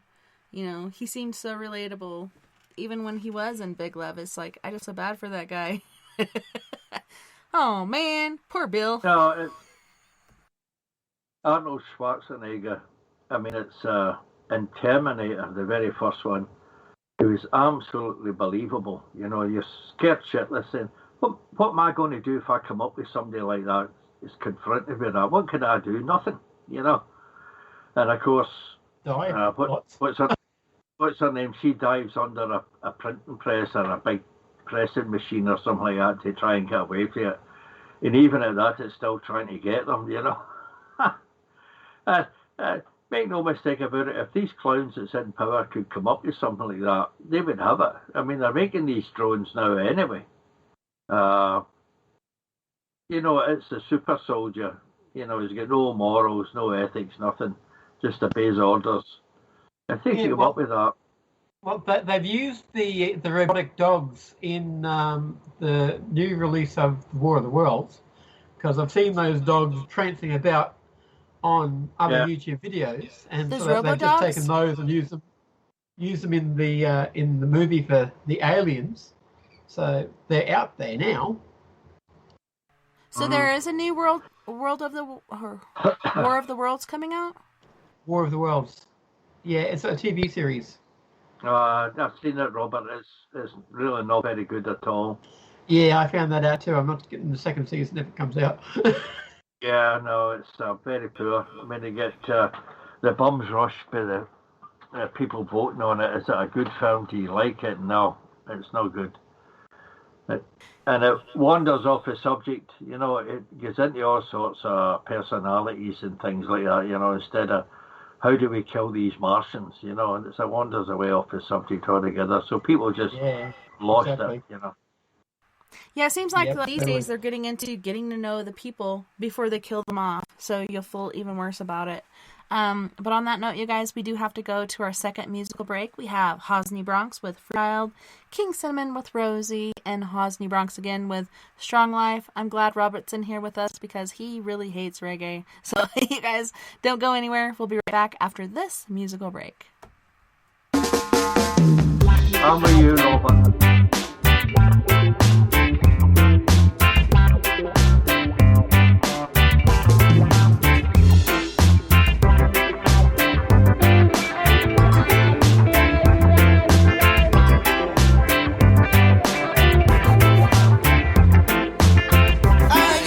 Child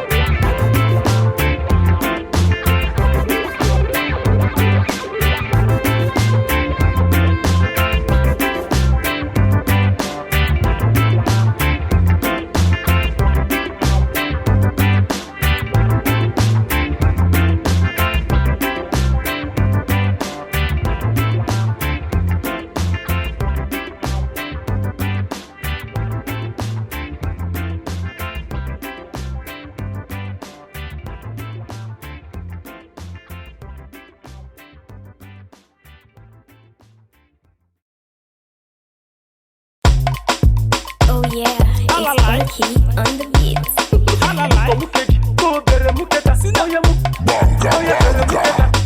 Suck my boobs, you got my body loose. Anytime you talk me, you got me confused. Suck my boobs, you got my body loose. Anytime you talk me, you got me confused. Cinnamon, cinnamon, do it softly. I said you wine your body, eat the sweetie, sweetie. Make it rock my body, I am feeling horny. Make it touch my body, I am feeling sweetie. Suck my boobs, you got my body loose. Anytime you talk me, you got me confused. Suck my boobs, you got my body loose. Anytime you touch me, you got me confused. All my men that they wear out.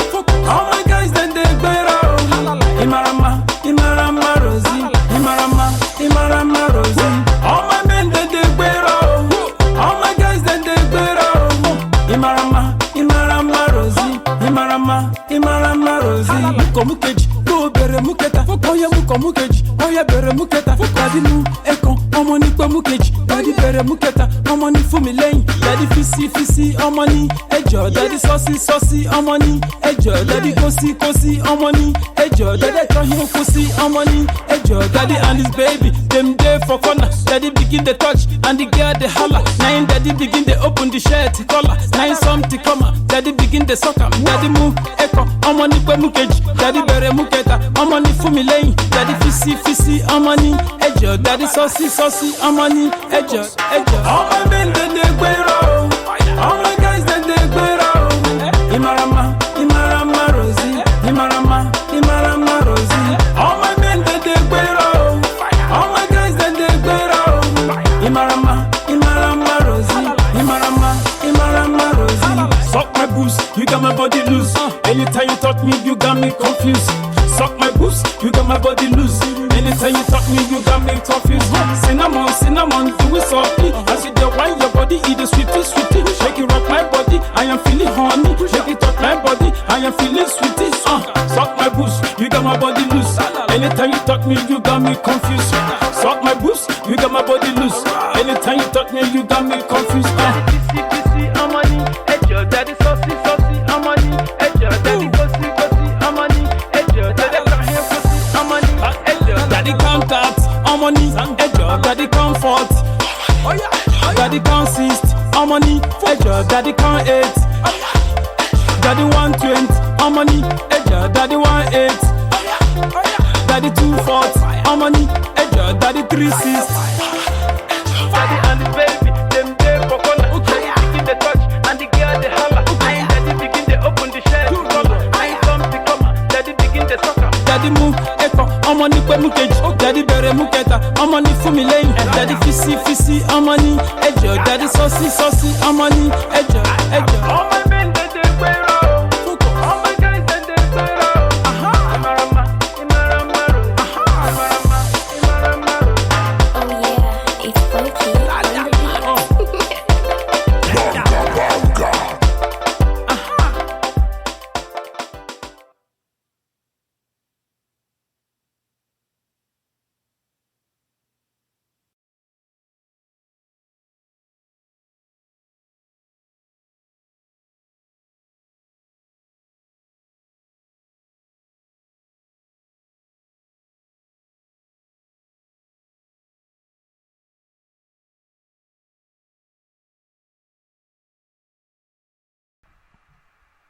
Welcome back, and thanks so much for joining us tonight on We Are Paradox Media's Late Night in the Rockies. We're making an early start on this next break because instead of going to the next song, I erased it on accident.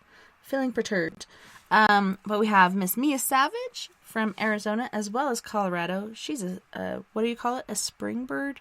Is it a summer bird? Snowbird. Snowbird. Then we have Mr. SleepyDave Davenport, who is a resident of Arizona. We also have Mr. Jim Morris from the Scotland Isles, as well as Robert White from Australia. Welcome back, guys, and thanks so much for joining us tonight on We Are Paradox Media's Late Night in the Rockies. Hello?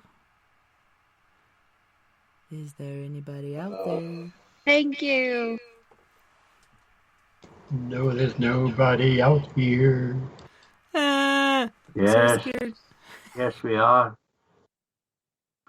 See this empathy, with this everything that's going on. I think the empaths are going to suffer more than everybody else. They're going to be affected more than everybody else. And that's why it's like the paranormal sites. They're going out of their way to discredit them, whether it's UFOs or everything else. Because sooner or later, as I say, something terrible is going. I don't hope it is in World War III, but the way things are going, if likes of Russia wanted to and China want to dominate the world, they've got to eliminate the United States first. I mean, they've really got to destroy the United States first. And there's an over-reliance in technology to solve every problem now. We know that from experience that any equipment that's set on automatic, sooner or later anything can affect it. A drop in temperature, EMP, a lightning storm, anything. And a whole war blows up simply because of an equipment malfunction, or somebody's getting too nervous or his finger on the trigger when there's no attack at all, but it looks like that happened. That happened in 1981 or 82, where there was a whole meteor shower that wasn't predicted. They didn't know it was coming, but it was. And the NORAD said this is an attack of missiles that's on its way in. And of course it wasn't. It was later on when they cleared it, they found out that it wasn't. But something like that can happen. And that's what I'm scared of. There's an over-reliance in technology to solve all our problems. In fact, when you look at it, technology has given a lot more problems than it's ever solved. It's just the way I'm looking at it at the moment. Well, and it's really scary because we as humans are used to human contact. We have to have that, whether it's just socializing with people, shaking hands, hugging, all these other things have been taken away from us. We can't hang out anymore. We've got to stay home. We got to only go to the store when we have to, so on and so forth. But like you're saying, with empathic people and such, it's much harder. And I don't know, the increase in suicides and mass murders, so on and so forth, has increased. Whether it's young adults or teenagers or even little kids. It's so sad, all these people taking their lives because they're being taken out of the stasis that they're used to. How are we supposed to survive as emotional creatures who are used to this human contact when we're being taken away from it? And I think this is a part of the pandemic, as a lot of people are calling it, taking you away from what you're used to. And a lot of people are experiencing not only paranormal but demonic effects because they're spending more time at home and more things are taking them over, so on and so forth. There's so many scary things out there. It's hard to put your finger on just one because there's so many different things happening. It's like I said earlier, like a cocktail of different variations of things going on. And for a lot of people it's hard, but if you can see past that and see that we can get through this, and once we do, there is a place for us where it's going to be peaceful if we live through it, but otherwise, I don't know, I'm really scared for us. I can see a lot of scary things going down. Even if we're without food for a week, people are going to go out of their minds and start taking over neighborhoods and neighbors and whatever. It's going to be a whole freaking civil war or whatnot for everybody because, I know the Mormon because I grew up Mormon from the age of 7 till 15 and off and on throughout my life. But they plan for this. They have food storages and water storages. Not many people do that. And even if you do, is it still good? Is it going to last? I think we're going to get to a point where we have to take certain drastic measures to survive as human beings. And that's just how it's going to be. Not that we want it that way, but that's how it's going to happen. I don't know. It's like fantasy or fictitious, but this is reality at this point, I feel. It's the young people I'm afraid for. I'm not scared for me. It's the young people who are uneducated. They don't have the smarts. Their parents couldn't care less about their education or their behaviour. I mean, they arrested people in Glasgow, parents whose children, 4 and 5, 6 years old, were wandering about Glasgow at 4 o'clock in the morning. I mean, it's that kind of behaviour is It's what you're seeing now more than ever before. And the young people, they're perhaps too trusting, and they've been taught to trust in something as fragile as science, because science changes every day of the week. There's always something new, and it doesn't mean to say that it's going to get us out of every predicament we end up in. We look at what we've got now. Just suppose a new virus turns up and it's a real one. Oh, science will sort it out, medicine will get it, we'll have a vaccine for it and all the rest and so on. If they can't deal with this supposed outbreak that we've got at the moment, this fictitious pandemic, if it went wrong, they've cried wolf, and they've cried wolf just once too often. And that's what I think might very well be on its way. We start monkeying about with viruses, and we'll blend this virus and blend that one, this vaccine with that vaccine. You've got no idea what the outcome is. And all they've been doing is they've been testing these things on the population through scare and fear mongering. And that's effectively, we're just lab rats. It's and they'll never admit to it. And as Jason said earlier on, European Union had to sign a disclaimer, a waiver, a disclaimer we call it here, when they took on the Moderna and the Pfizer vaccines. They were told by these companies, these are experimental vaccines. They won't be held accountable for any side effects. And they had to sign it, and they did. These clowns in Europe did that. So it's I'd like to say, yeah, I see light at the end of the tunnel, but I don't. This is never going to end. Either end in some catastrophe that they don't expect, whether it's a giant asteroid impact or a super flare, or hopefully not World War III.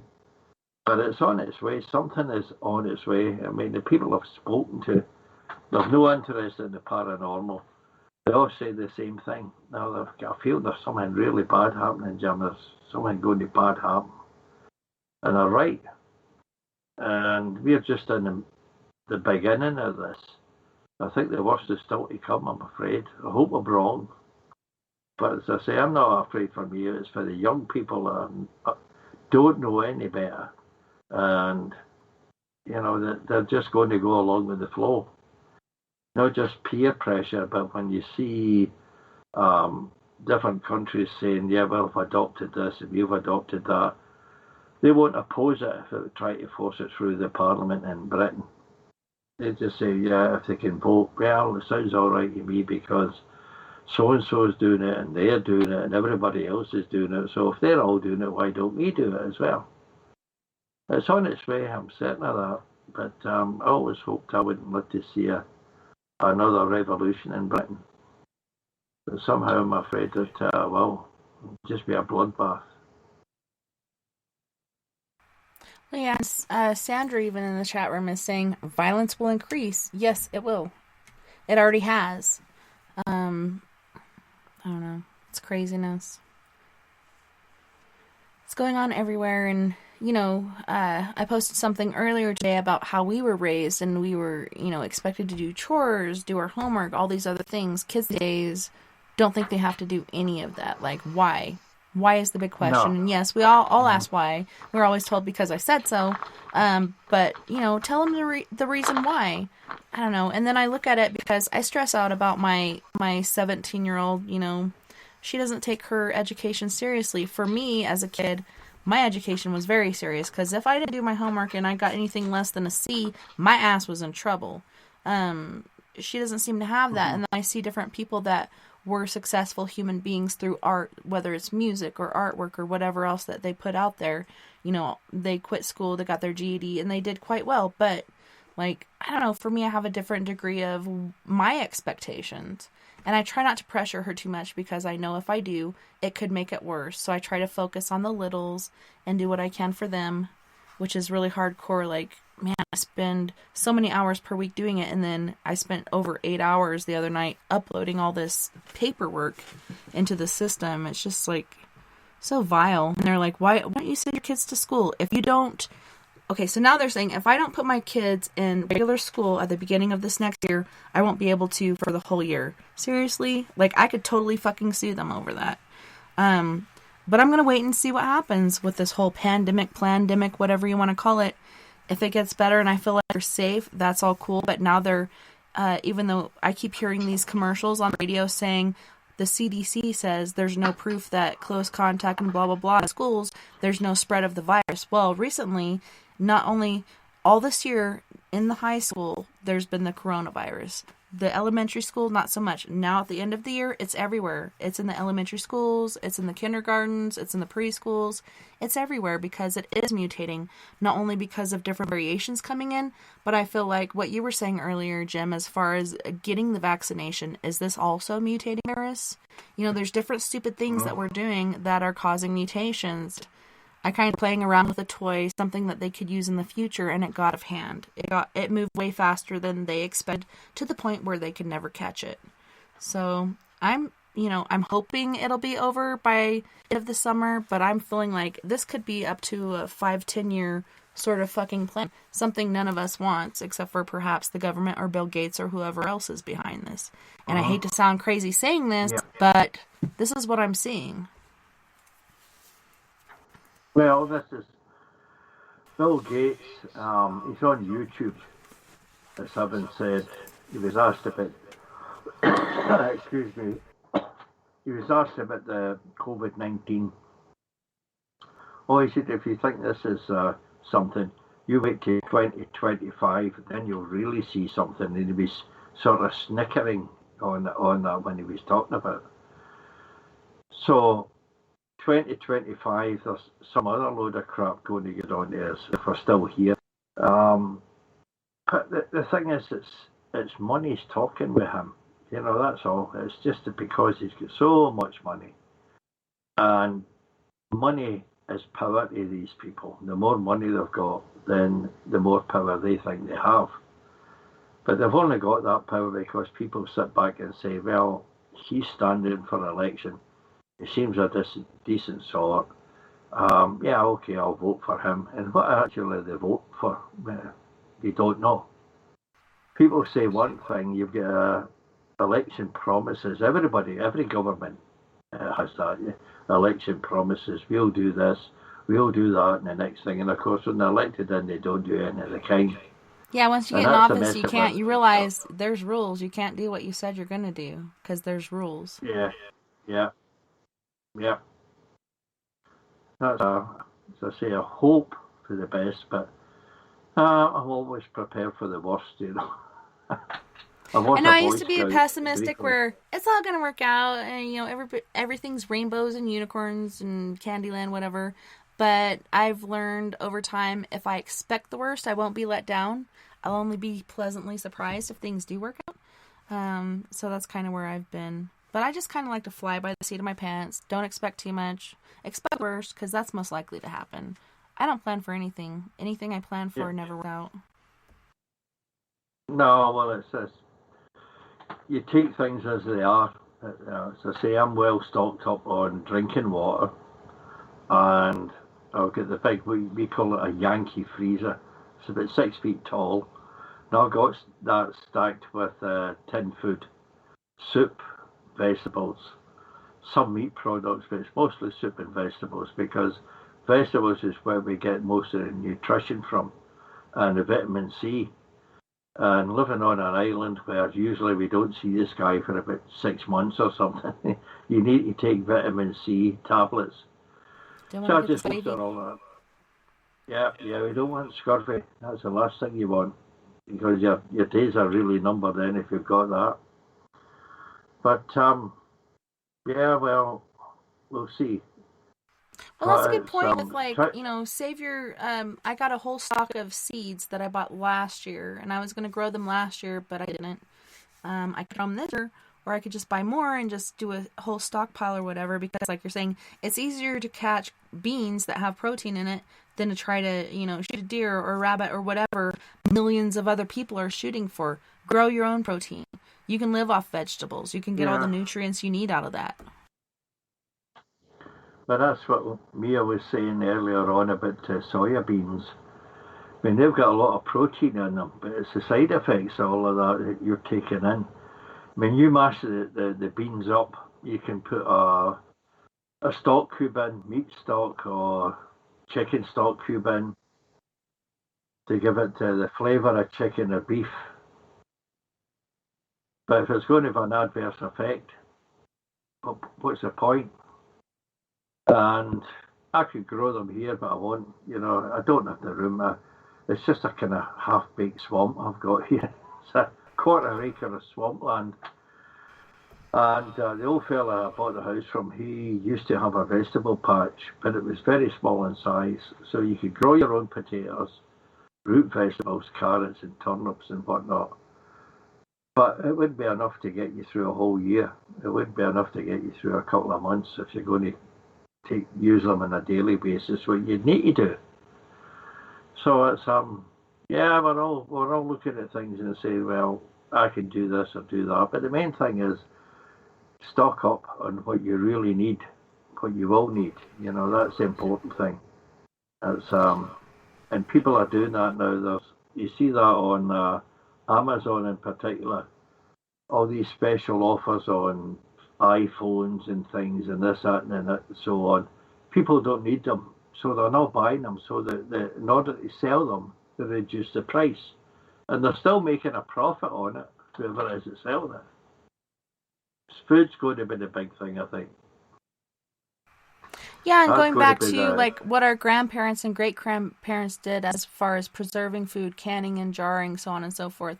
Skywatcher was wondering in the chat room, how long do dry beans keep? I don't even know. Yeah, well, it's if you dry foodstuffs, freeze-dried foodstuff, we can do that now, but just ordinary dried beans, I don't know. If you look at sultanas and grapes and so on, when you buy them out the box, they're shriveled up. But you put them in the pot and put boiling water on them, they soon expand again. Maybe if it's seeds, they're going to last a lot longer. But again, it's due to climate and the ground that you've got, how much acid is in the soil. That can act against growing your own vegetables as well. It's one of these things that's why a lot of these, what they call them, prepper sites, ready for the apocalypse or whatever. They've got a lot of useful information on there. You don't have to agree with what they're saying, but a lot of useful information about foodstuffs, how to preserve them. Vinegar and salt are the two best preservatives. Vinegar, certainly for beef, and salt for just about anything.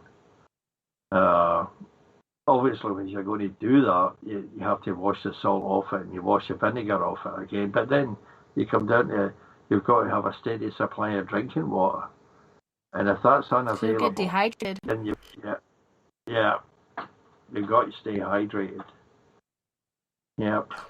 Well, here it's saying, and I looked this up last week because, I'm doing school with the kids, and I'm like, you know what I did in school that I really enjoyed, and that's where we put the bean under the pile and we kept water on it, sprouted, then you eventually planted it, so on and so forth. So if you had enough access to water, you could hydroponically grow things as long as you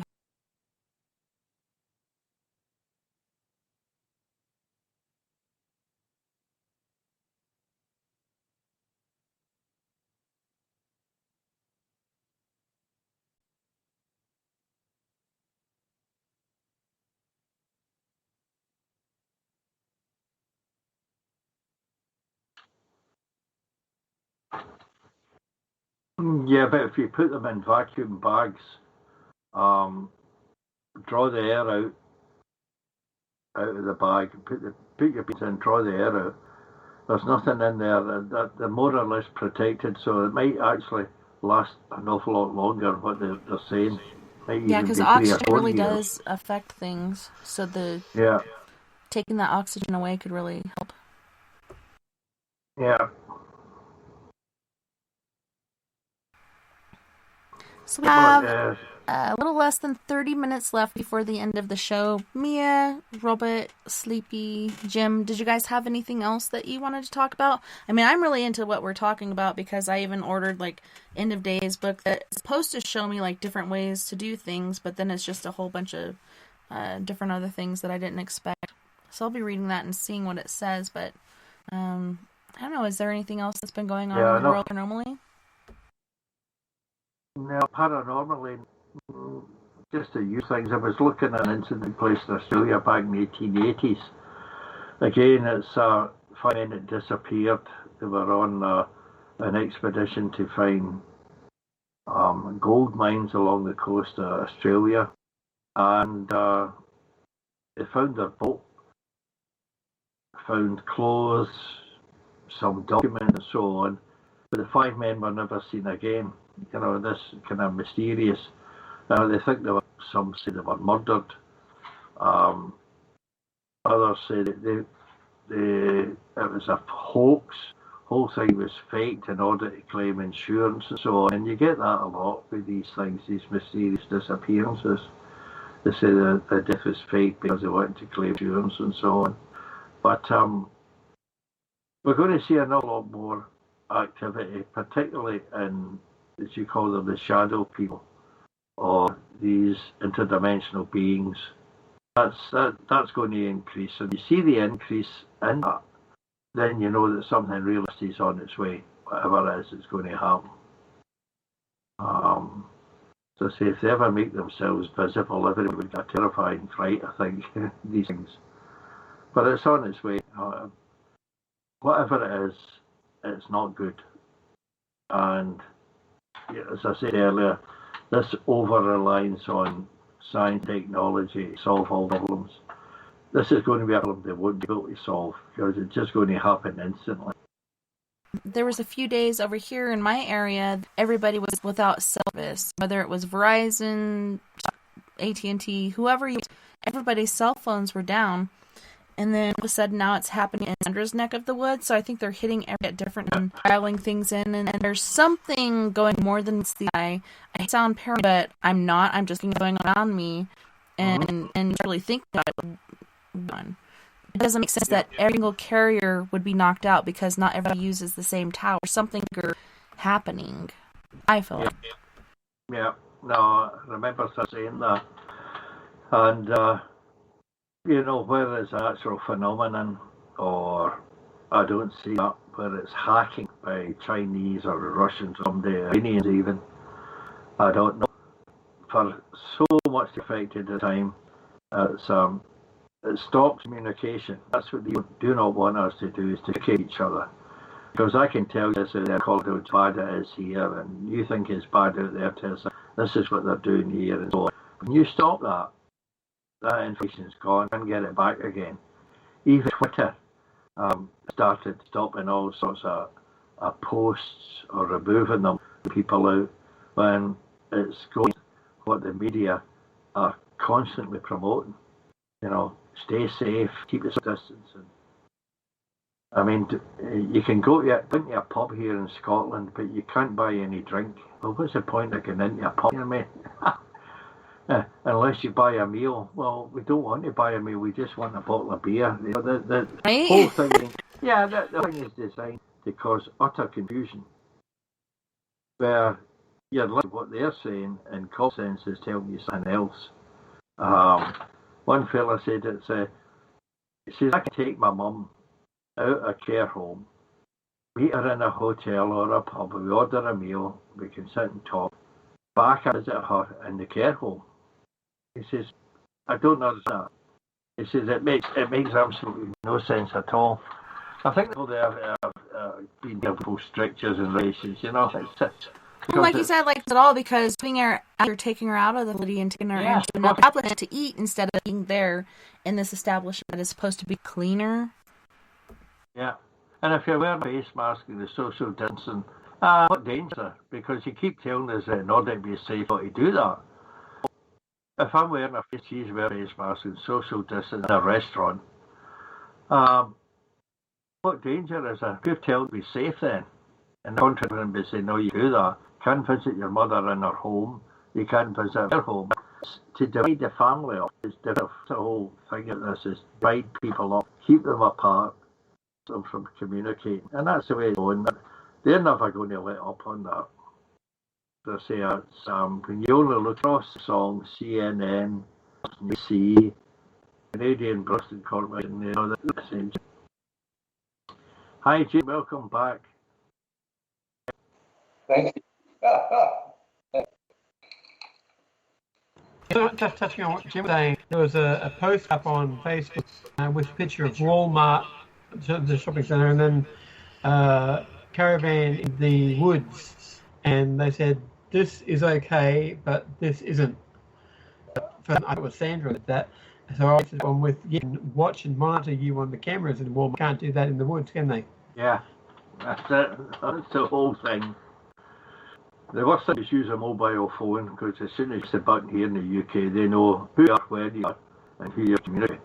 I'll go through a big place, and if you drive past that place and you've got a camera, you try to take pictures, you stop just a bit down the road by military, and then they take your camera away, make you lie on the ground. That happened to a group of American students who had no idea where they were. They were just driving up the countryside, taking in there, and then took their all the equipment, computers, everything else, confiscated a whole bunch. They don't want us to talk to each other. It's only a matter of time before Skype going to get hit as well. Well, it's funny that you meant like the last 5 minutes. Everyone on that side, sound has been breaking up. Is my sound too, or is it just me hearing this? No, it's okay here. Oh. It sounds good. So freaking weird. I think it's just my house. And it's them shadow people coming. Does anyone Motherfuckers! Sorry, go ahead. Yeah, go ahead. curious off like all night? Like they were on when I actually started. We started before the show started actually. Like right when I called in. Sorry, I have like bad heartburn. But then they've been off since. It's weird, and that's just probably at really Wi-Fi here.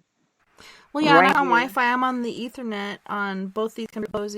The sound is breaking up, so it could be because my 21-year-old got on. They're on their TV, their PlayStation, with their whatever else going on, and messing up my whole thing because I'm not allowed to have it for 2 nights per week. But whatever. Hopefully it sounds better, because it's because we've gotten some serious stuff, I think, because it's sounding better now, so that's weird. Maybe it's something else on the outside, like brings that. That's weird. It is, because you're sound perfect. So, you guys, stop your seats. Don't get that GMO shit. I was saying she grew Indian corn. I think that's what she scroll up. I'm pretty sure she said Indian corn. I thought. Yeah, she said she grew some corn, and she's used the kernel not and regrew it. So, they talk about GMO seeds and how those are genetically modified to not resprout, to where you have to continually be buying them from, the producers instead of seeds. I don't know, really weird. Skywatcher was saying, too, that this is breaking up really bad.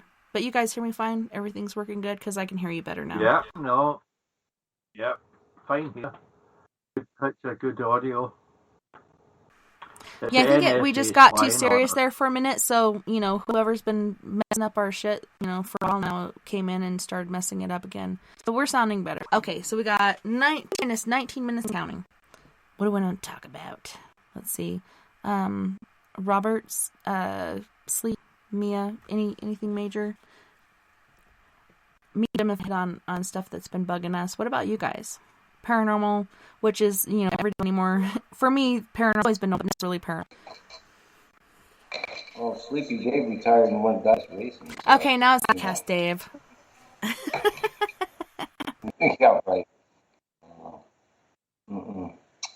No, just Diecast Dave in a metal coffin. Yeah.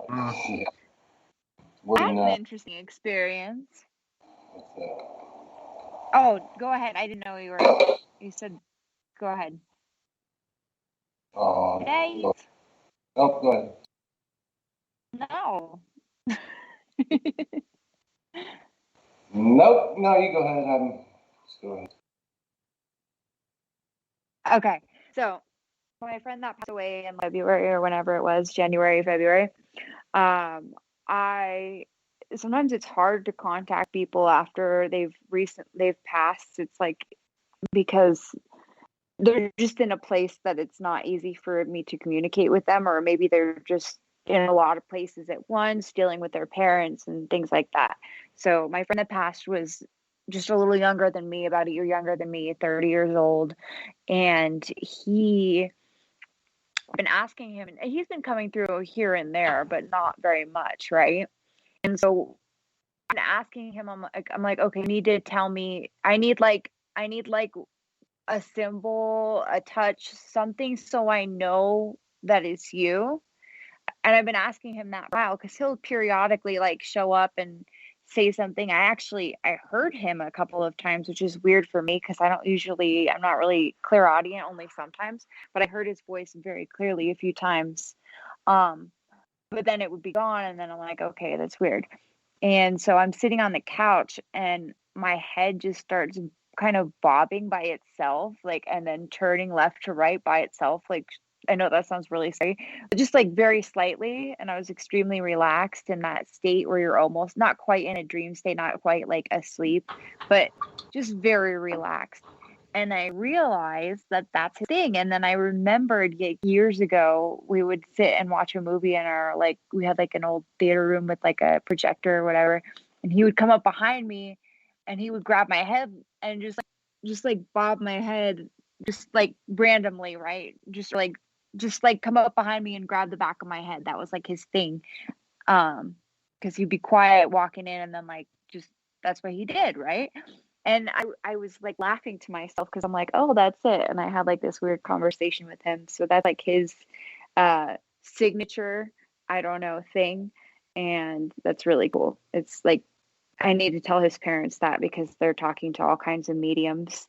And his mom said that one of the mediums who had no way of knowing this, but he raised chickens when he was little because they haven't had chickens in years. But he had like a little chicken business when he was like young kid, and he told the medium that all of his chickens were with him. Like, and the medium had no way of knowing that. And I could have told you but I also knew that he had chickens and I'm very close to them. So it wouldn't mean as much coming from me than a third party. That's why I don't really give readings. But anyway, to them, like only when something very clear comes through, because right now they're parents of a young kid that died, and so they're grief-stricken. I mean, I don't want to say young kid, but like he was like a kid. He may have been 30, but he had such a young heart. I looked at him as like a little, like he was 10 years younger in my mind. But anywho, yeah, so I thought that was kind of cool.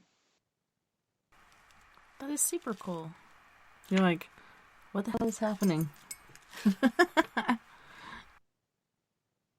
Yeah, that's never happened to me before. Like, it was just like my head was slightly bobbing up and turning to the left. And then the cool part about that is I can ask a question, and if he's around, I can get an answer and he will literally move my head yes or no. And that is freaking awesome. I'm getting chills talking about it right now. I'm like, that is so cool.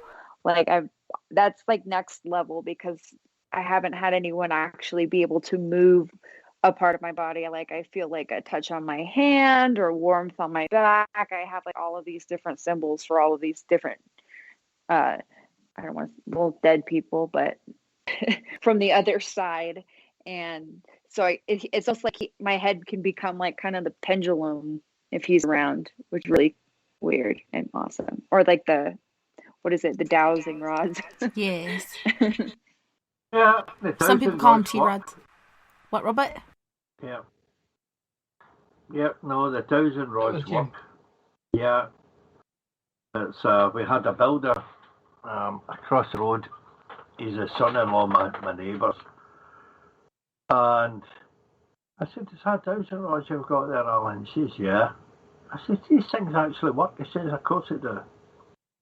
And he showed me how to use them. You just rest them into your hands. You don't grip them. You don't touch them with your thumb.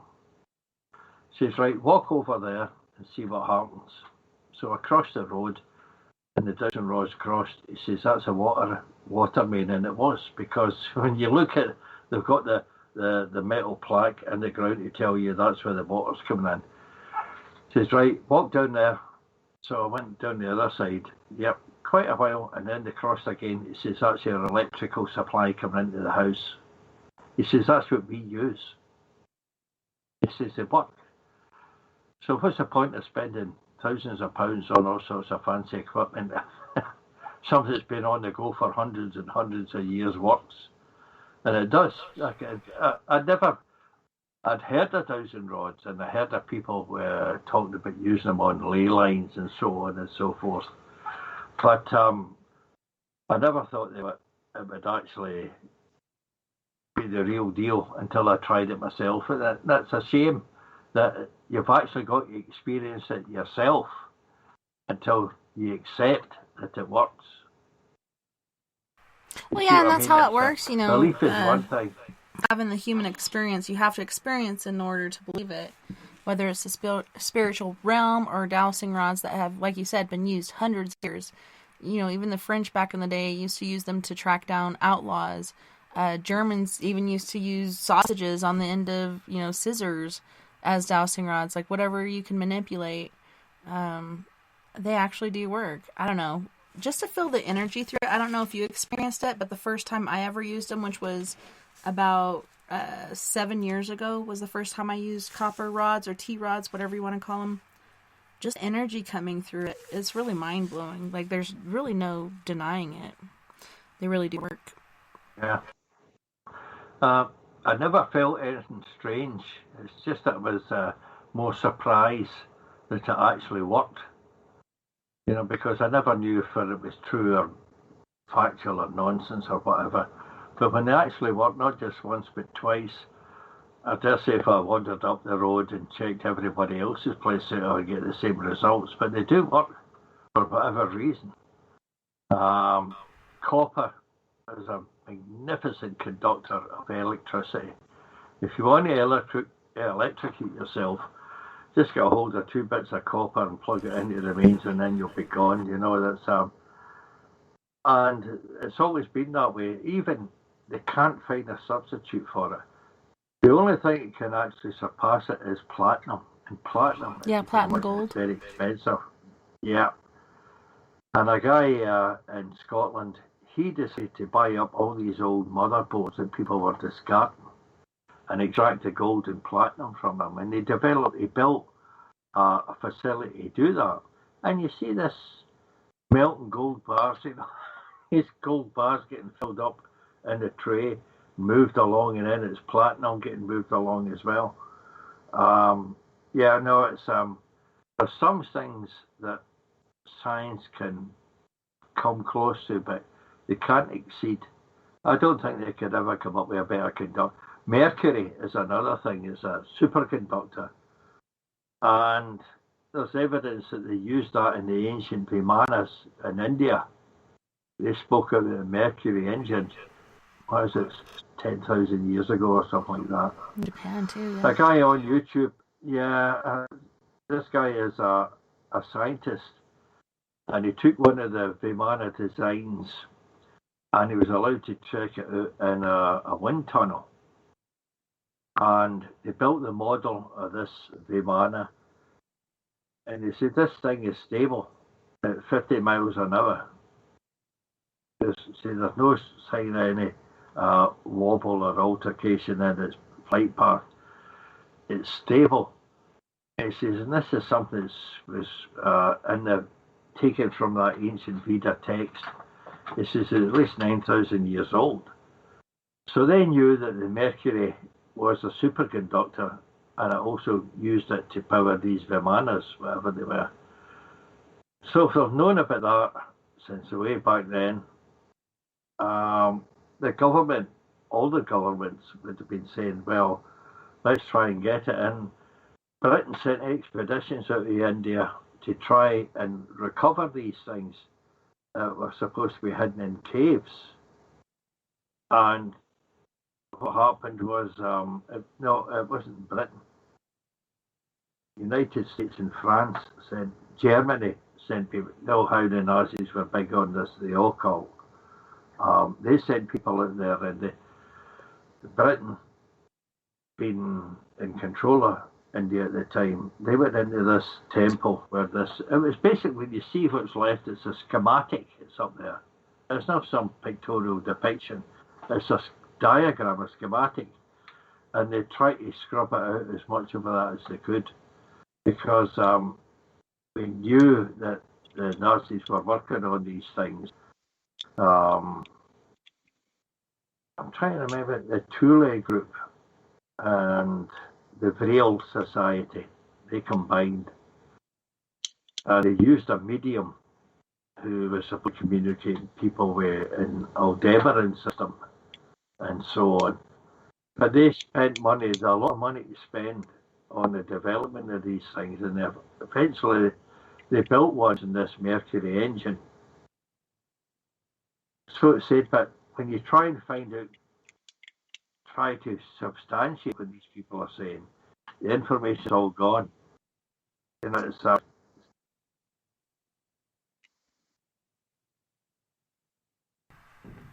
That's so strange. Yep.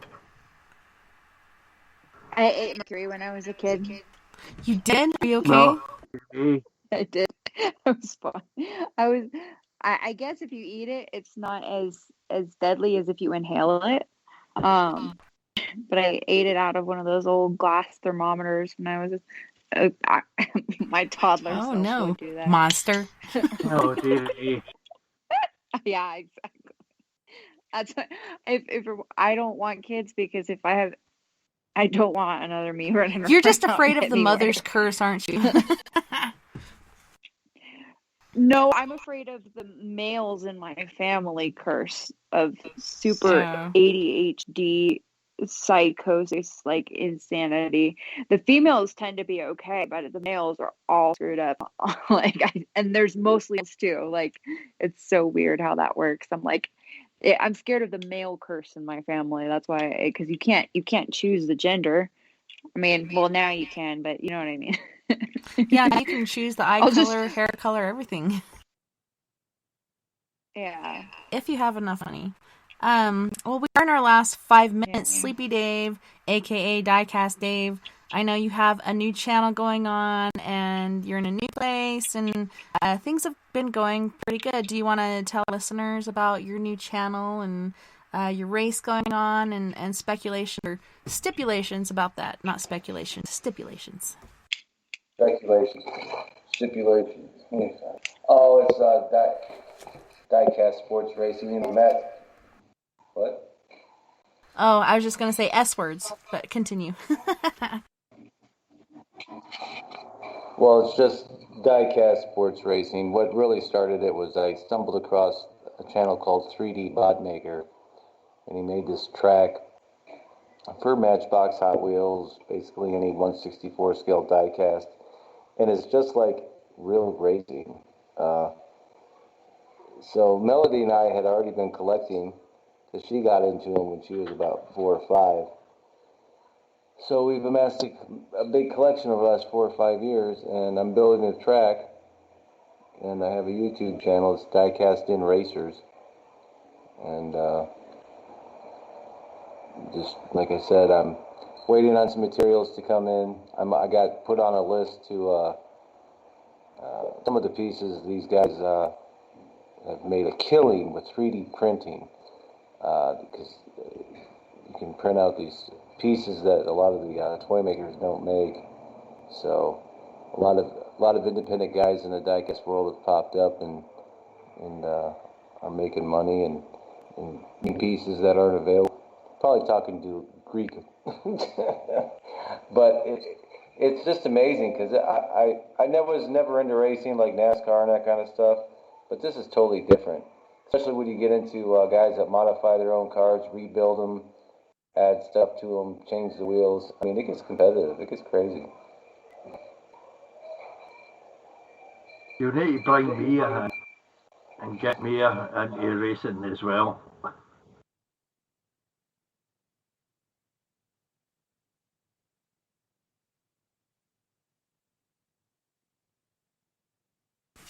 I've been invaded. Get out. I'll get down to here. No. Go on now. Mango. No mango. I cannot have it a Bingo mango. Hey, seriously. You're going to get in trouble Flamingo here in a bingo. second. You keep it up. Robert, any last words? Dangle. Go now. From down here, Tropical Wonder. Yeah.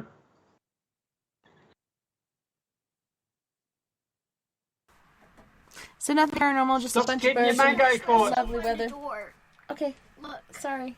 Oh no, at least it wasn't a demon. It was just a door. Go on, you'll be okay.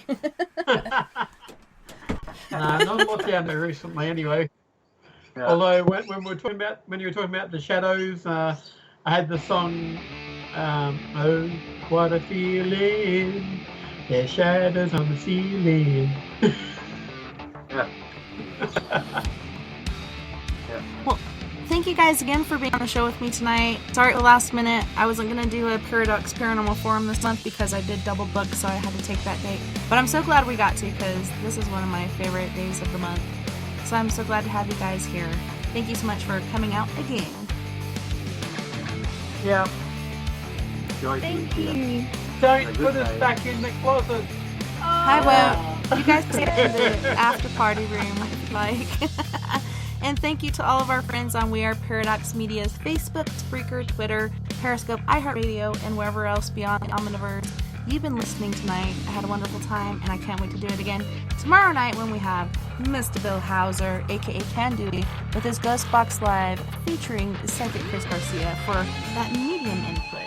You guys don't forget, we're all in this together. Together we can make the world a little better. And together, my friends, we are Paradox Media because without you, there is no us. I want to thank our sponsors, Mr. Jim Morris, Kevin McDougall, Bill Elson, Mia Savage, as well as our musical host, Mr. Quest Nation, aka Roy Washington. Until next time, nighty night, love and light. Take care of my yous. Have a wonderful rest of your weekend. Can't wait to see you again tomorrow. Same time, same place. If you want to join the after party, go ahead and call. Man, I don't know if it'll work without me here. Maybe I can patch them through my phone, but 970-335-9596. Or you can look me up at tessa.n.thomas30@gmail.com.